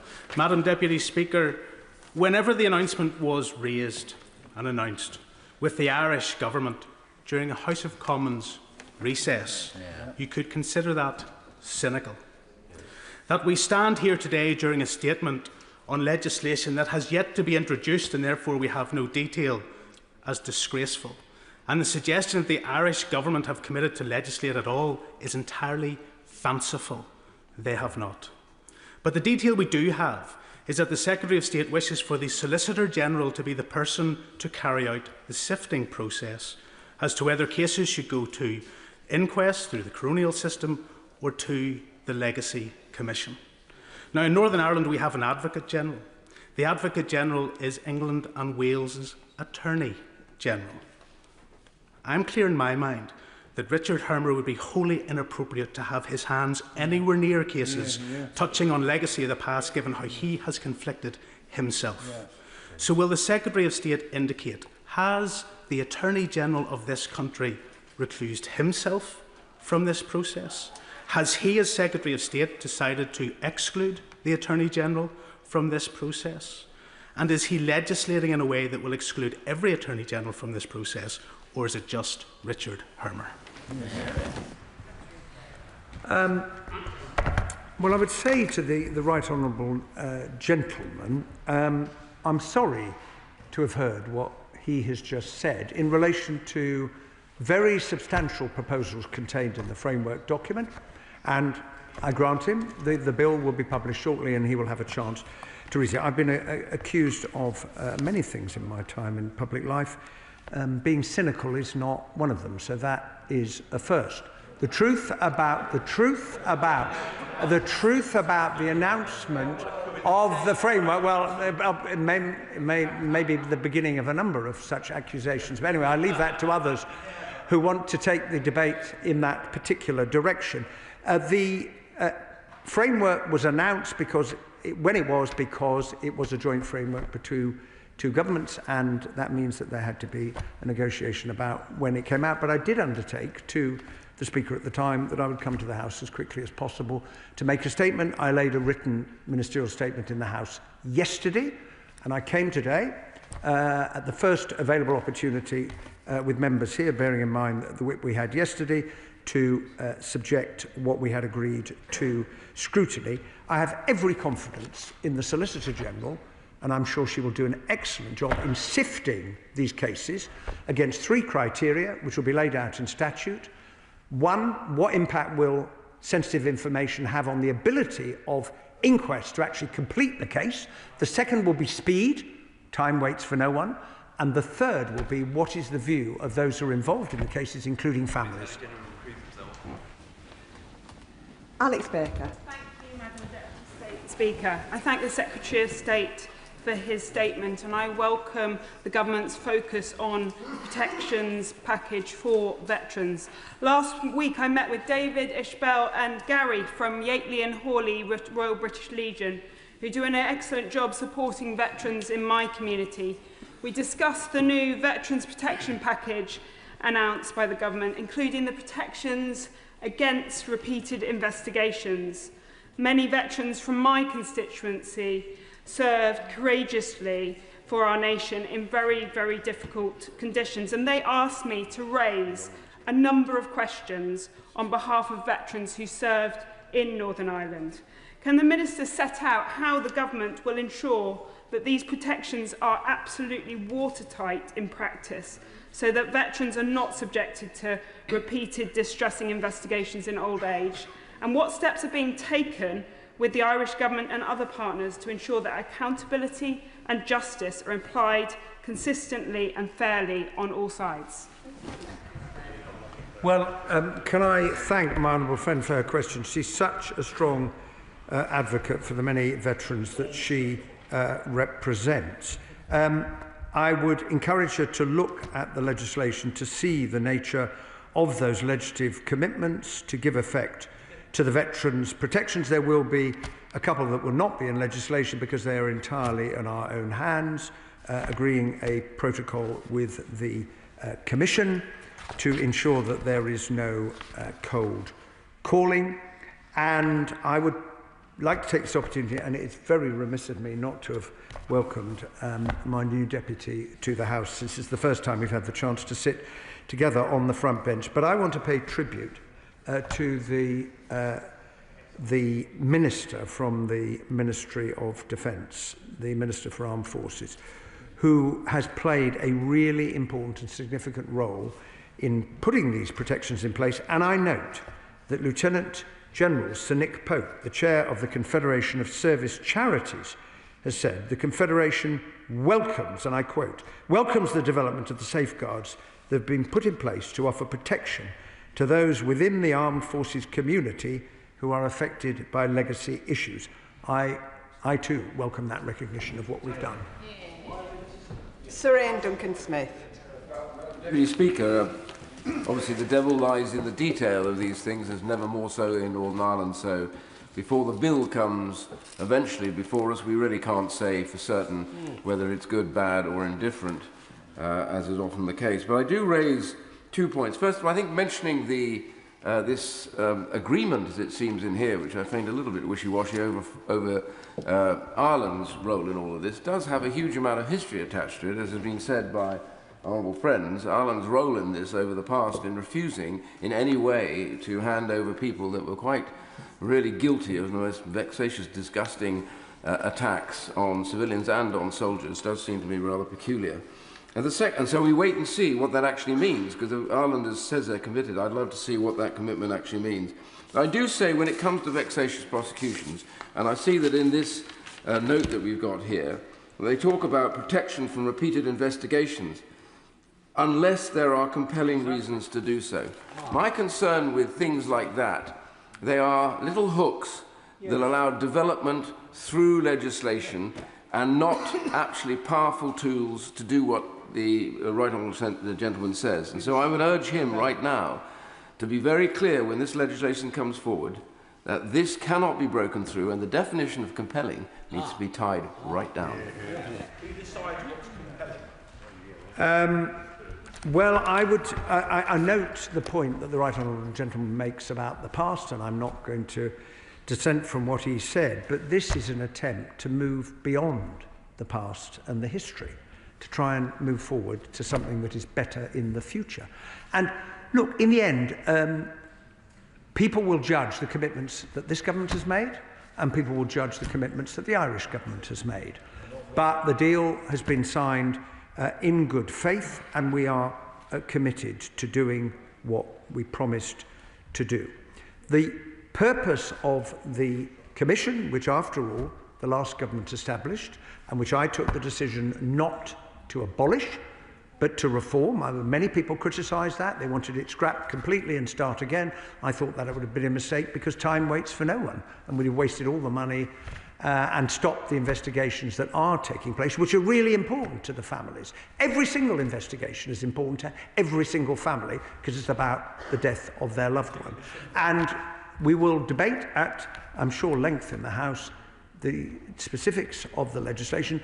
The state has a duty, of course, to properly investigate cases where the state has been involved in a death. The right honourable gentleman is well aware of that, and it's a duty that all of us should uphold. Claire Hannah. Firstly, can I thank the Minister and his team for their work on this package, including the member for Putney, who was so well regarded by everybody who came across her in Northern Ireland. Can I thank officials in the Department of Foreign Affairs in Dublin for the same, because that partnership is vital to moving forward. And the SDLP acknowledges the progress in this package if it is faithfully captured in the legislation. And when we push for more and better, please know that that comes from a sincere and long-held determination to get this right for families, for survivors, and for our society as a whole. Despite some voices to the contrary, including recently, I don't believe that most people do believe that any murder in Northern Ireland was justified or inevitable or useful or worthy of cover-up, and perpetuating those narratives is an enormous challenge for the present and for the future as well. But does the Secretary of State agree with me that all of the work invested by families and campaigners and by his officials will be worth nothing if those who created victims, whether Republican or Loyalist paramilitaries or state forces who assisted them, do not approach this with full transparency and disclosure, and put honesty and the needs of victims over the needs of their own narratives?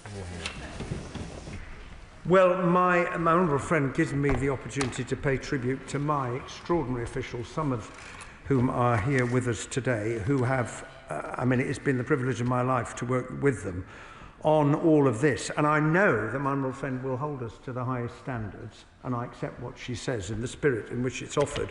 As I indicated to the House earlier, I want there to be the maximum provision of information to families, but we also have to acknowledge that all governments, any government, has responsibilities for the security of the state and to protect life, and this government will uphold both.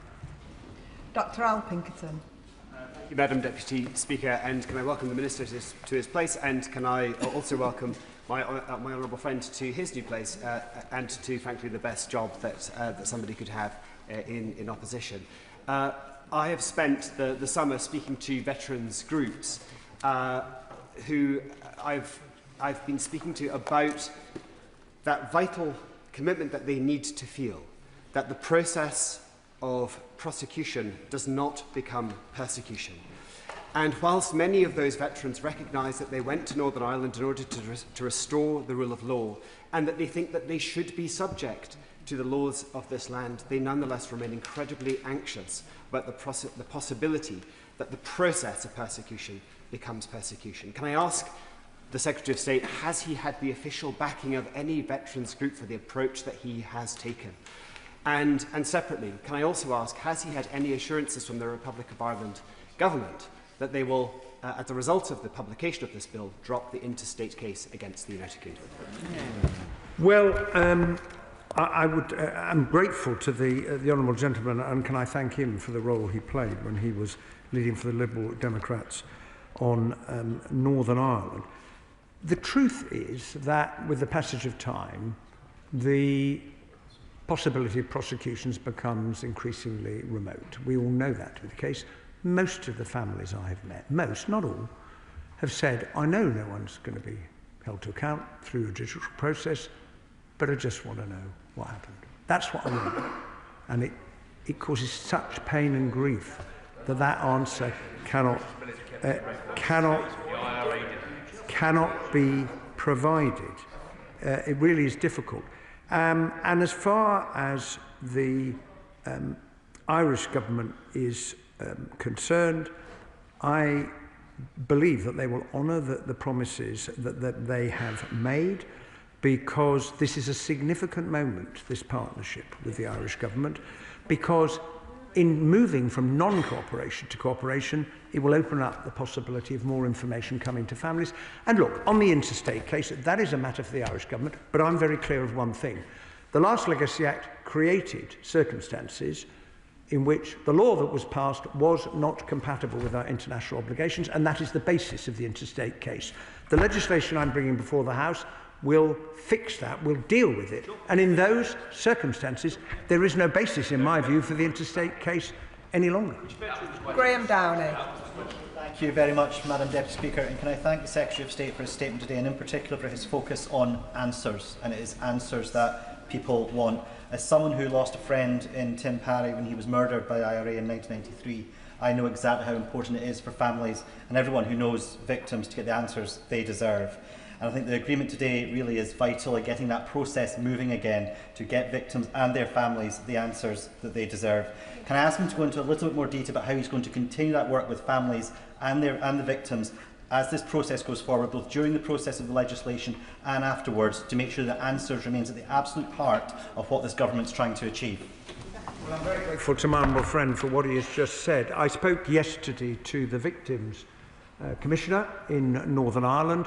On the day that the framework was published, on the 19th of September, the Taoiseach and I met the Victims and Survivors Forum in Northern Ireland, explained what the framework was seeking to do, and I made a commitment to the Victims Commissioner yesterday that I will come back to meet the Victims and Survivors Forum once they've had a chance to look at the legislation to find out what they think.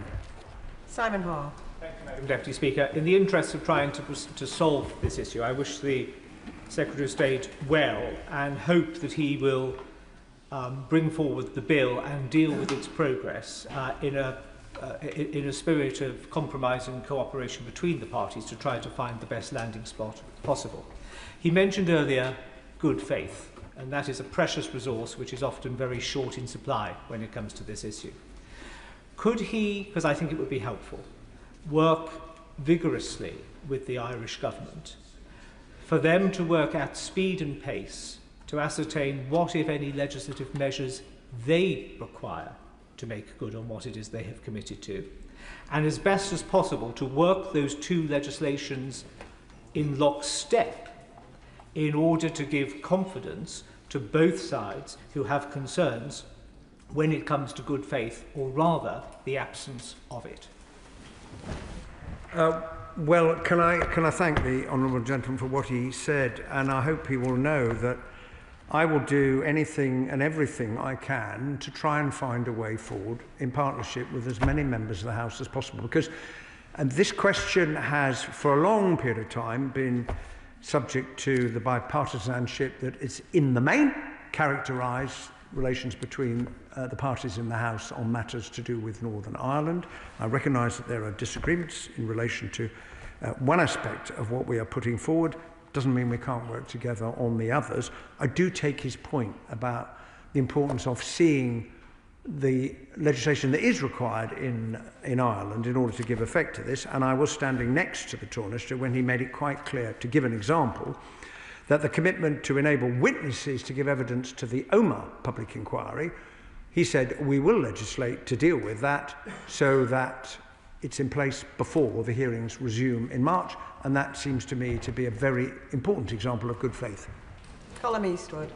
I suppose the Secretary of State will forgive some of us for being cautious before we are ready to believe that the government will, and the state and any paramilitary organisation will give over the information that's required. In fact, right now, there are families across the road in the Supreme Court in legal dispute with the government because the government is withholding information from them. We know there's a pattern in this. When it comes to inquests, will he look again at the sifting process, and will he put family views, and will we give family views primacy when it comes to deciding which cases will have an inquest? And will he drop his proposal? Will he drop his proposal to give himself the power to appoint judges in that inquisitorial mechanism? Because a very important principle of the independence of the judiciary needs to be held up.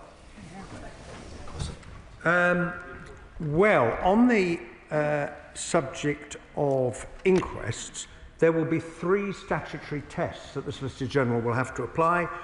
And I've just indicated in answer to an earlier question what they are. Family views will be one of the considerations. But if inquests can't proceed because of sensitive information, well, wouldn't it be more sensible to put it into the Commission, which can deal with sensitive information because it has provision for closed hearings? No doubt my honourable friend will make the point about appointment processes when we come to discuss the bill. I would, however, just point out, and it's also relevant to the point that's been made from the opposition benches, the agreement on the information retrieval mechanism. This was something that the previous Conservative government negotiated with the Irish government and formed part of the Stormont House Agreement. What is the purpose of it? The purpose of it is to enable those who have information to pass it to the body, which can then pass it to the families, and that information will be a protected disclosure, which is not the same as immunity. It will be a protected disclosure. That system has worked very well in recovering quite a number of the remains of those who were abducted, tortured, murdered and buried by the IRA through the ICLVR, and I hope that that is a step forward in going back to what was agreed at Stormont House by the last government, and the Irish government and the political parties, well, not all of them, will be welcome on all sides. Sarcher Eastwood. Thank you, Madam Deputy Speaker. Secretary of State, you refer to this as unfinished business, and in the last statement we heard about the successes of the peace process in Northern Ireland. I was 12 years old when the Good Friday Agreement was signed. I now stand here 40 years of age as the MP for Lagan Valley, and my constituents deserve truth and justice as much as anybody else. We've heard a lot today about veterans, and my family were part of that cohort, and they proudly served, along with many others. They do not want an amnesty. They do not want immunity. They do not want equivocation with terrorists, which was proposed by the outgoing government. We hear about people in Northern Ireland that were in the wrong place at the wrong time whenever they died. They were not. It was the terrorists that were in the wrong place, doing the wrong work. We must send out a clear signal, no matter what our political opinion, that terrorism was wrong in the past and it is wrong now. Can you give me your guarantee that you will discuss this with the Northern Ireland Executive and my ministerial colleagues to make sure that those families who so rightfully deserve truth and justice actually have the resource to be able to get it? Well, may I say to the honourable member, I agree with every single word that she expressed so powerfully and so forcefully, and I would encourage those who've been chuntering from a sedentary position during the course of these exchanges to reflect on the point that you made about there are many people who say we don't want immunity. We don't want immunity, and we certainly object to it being given to those who committed the most appalling crimes. And voices in Northern Ireland really do need to be listened to, which is why it's the failure to do that, including in the last Legacy Act, why I made the point that there's a terrible lack of trust on the part of politicians over a long period of time. I'm not going to make a party point. There is a terrible lack of trust in politicians because they've seen attempts before and they haven't worked. We've got to try and make this work, and I've already begun the process of talking to her colleagues in the Northern Ireland Executive.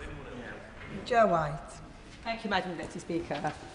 Following my colleague's last question, I'd like to say that the Tories' immunity system would have meant immunity for the perpetrators of terrorist crimes across the UK. And our domestic courts have determined this. Does the Minister agree that this government has no choice but to rectify the situation?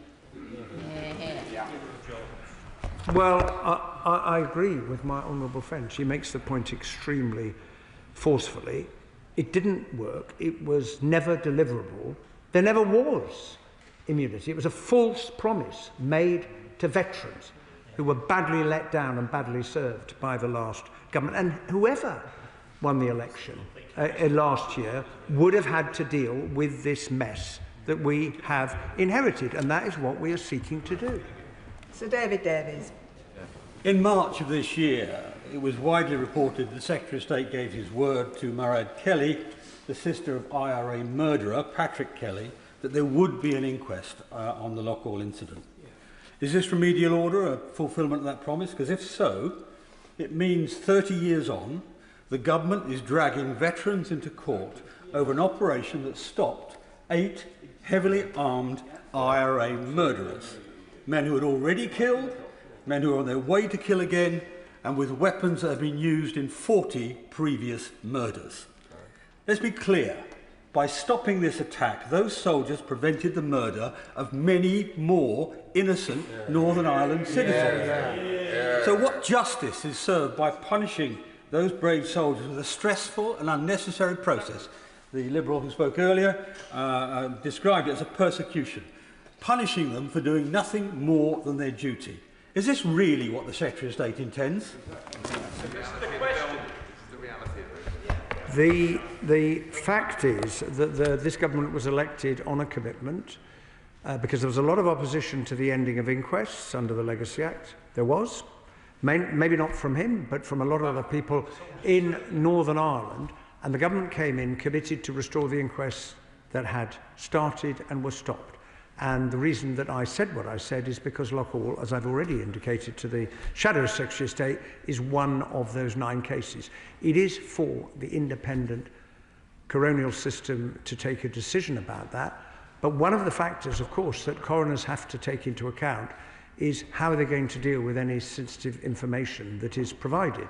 And we know from other inquests that there have been a number of cases where the coroners said, well, I accept that if this information cannot see the light of day, they've examined the public interest immunity certificate and have reached the conclusion that I can't take the case any further.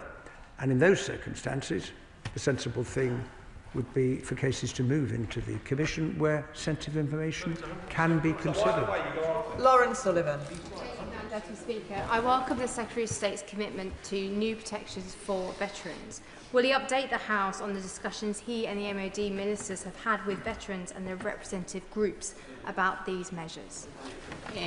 Well, we have had many such discussions. My honourable and gallant friend and myself and the Defence Secretary, and the measures that I have announced will be contained in this bill and the other non-legislative measures are the result of those discussions, because we've listened very carefully to the concerns that veterans have expressed, and we've come forward with what we think is a fair, reasonable, balanced package of measures that will provide protection while also taking forward the responsibility we have to enable those families to find answers, including forces families. Stuart Anderson. Thank you, Madam Deputy Speaker. I'm against the repealing of the Legacy Act, and I served in Northern Ireland, and I'm doing so in opposition now. I raised in government major concern and dishonour when none of the benches or the points the Minister has raised now didn't have the decency to come to this House and debate them. They let it go through and it went on Hansard, that actually very few people even bothered to come to the chamber to debate this when it was when we took it through government. But the 2 points I do have quickly are the support for veterans. You've spoken about the process they will have to go to. I want to know what support is available, as you have mentioned, and also fairer disclosure. When the terrorists didn't keep records, but the British Army did, how are you going to ensure fairer disclosure through that process? Secretary of State, can I just remind members not to refer to you, as that means me. Secretary of State. Well, I'm grateful to the honourable member for his point. Well, there is support available for veterans through the Ministry of Defence, and I know that the Armed Forces Minister is very, very committed to making sure that veterans get all the support they need, which is in part reflected in the package that we have announced. On disclosure, we are making a number of changes, amending the definition of sensitive information so it's not designated by virtue of the body that held it, and that's one of the reasons why the courts found the disclosure arrangements were not compatible with our commitments. The Secretary of State will have to conduct a balancing exercise on what should be disclosed. The Secretary of State will be required to give reasons for any decision not to disclose, to the extent that that doesn't risk harm to national security. And of course, any decision that the Secretary of State makes can be subject to judicial review. Lewis Atkinson. Thank you, Madam Deputy Speaker. Can I thank the Secretary of State for his statement and also for the way which he and the Minister for Armed Forces have engaged on this matter in recent months. I have many constituent veterans in Sunderland Central who served with distinction in Operation Banner, and he rightly praises the professionalism and service of our armed forces in that. And I welcome therefore the protections he sets out today. Can I push him a little bit more on the continuing work with veterans groups, so that as these protections are being implemented, there will be a process of ongoing review to ensure that they provide effective protection from vexatious lawfare? Well, I'm very happy to give my honourable friend that assurance, because we've made these commitments because we want them to work, and the government is determined to ensure that that is the case. Swan. Thank you very much, Madam Deputy Speaker. And just to follow on from that assurance from the Secretary of State about those protections for veterans, because on the 19th of September he stood beside the Irish Government when he made this announcement. Later that evening, the Taoiseach Simon Harris went on Irish media and clearly said that there was no added protections for veterans in the legacy deal. So can the Secretary of State give assurance to this House, is there protections for veterans in this legacy deal or not? When the honourable gentleman sees the legislation, he will see those protections he will see that the protections that we have said will be backed by legislation are in the legislation. But in addition to that, the provision relating to cold calling and not requiring veterans to rehearse the historical context when it is possible for someone from the Ministry of Defence, for example, to do that, to assist both inquests and the Commission. Peter Swallow. Thank you, Madam Deputy Speaker. As the Secretary of State knows, I'm a member of the Human Rights Committee, and we've been very engaged in this issue, not least because of our court's ruling the previous government's attempt to legislate on this issue was unlawful, because it potentially would grant immunity, amongst others, to terrorists. That is no way to serve justice to families and victims. It's no way to serve justice to our veterans. So can the Secretary of State commit that the legislation that we are bringing forward will not grant immunity to terrorists? That's a simple request. It's remarkable that I have to ask it, but given the legislation that the previous government attempted to pass, I think it is important to have it on record. Well, I'm very happy to give my honourable friend that assurance. The legislation was passed, it was never commenced, it was struck down by the courts, and the remedial order will remove it from the statute book, because we don't agree with giving immunity to terrorists. We don't agree with the principle of immunity, because we believe, I hope the whole House believes, in the rule of law. Sir Julian Lewis. I'm surprised no one has mentioned the letters of comfort that were given to the IRA and whether or not they still hold water. But let me go back to what the Secretary of State was saying about the possibility of IRA bosses like Jerry Adams claiming compensation on technical grounds that the wrong, in inverted commas, minister signed their internment papers. As I understand it, from what he said earlier, the remedial order that he is laying before Parliament will open up the possibility of people like that suing the government for compensation, which nevertheless, which the new legacy legislation that is bringing in will then rule out. And he referred to a possible gap between the new legislation coming into force and the remedial order opening the gap. Now, it's been suggested to me that the government is briefing the press that the remedial order will not actually be voted upon until the new Legacy Act has gone through Parliament. Is that his policy? And if not, what is his policy? Well, the aim of the remedial order is to remove from the statute book provisions in the previous legislation that have been found to be incompatible with our obligations. I would just say on the letters of comfort, they did not offer immunity, and that's been quite clear from Lady Justice Hallett's review, what the Chief Constable and others have said. On the case of the interim custody orders, if I could just reassure the Right Honourable Gentleman, the Supreme Court judgment was in 2020. The last government didn't know what to do about that. It was not a judgment the government expected.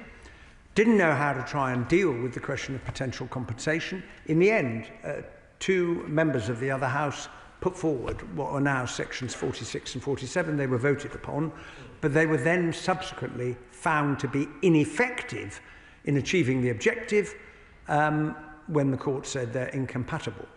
But what I've just told the House is that the new draft remedial order will not remove them from the statute book. So 46 and 47 will remain in place until such time as the new legislation I am introducing takes effect. Now, it's a flimsy defence because it's already been found by the courts to be ineffective, but it will remain in place, and it shows that I have listened to the representations that were made about 46 and 47 and its place in the remedial order. I'm now going to deal with the problem by legislation in the way I set out. Jim Allister. Scores, if not hundreds, of people in Northern Ireland lost their lives because of the safe base and the haven that the Republic of Ireland offered their IRA murderers. That was where they had their arms dumps, that was where they had their training camps, and that was where they returned to for sanctuary, safe in the knowledge that extradition would invariably be refused. Yet it is with the government of that territory that the IRA, that the Secretary of State has chosen to co-design these proposals. He didn't co-design them with the innocent victims of terrorism.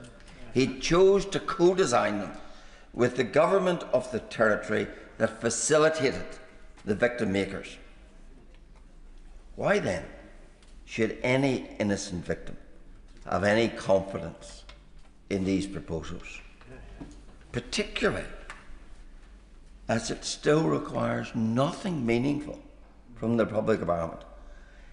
A tentative promise that, if necessary, there will be cooperation, but no apology for the Republic's role in facilitating terrorism for years. Did the Secretary of State even seek an apology publicly from the Republic of Ireland?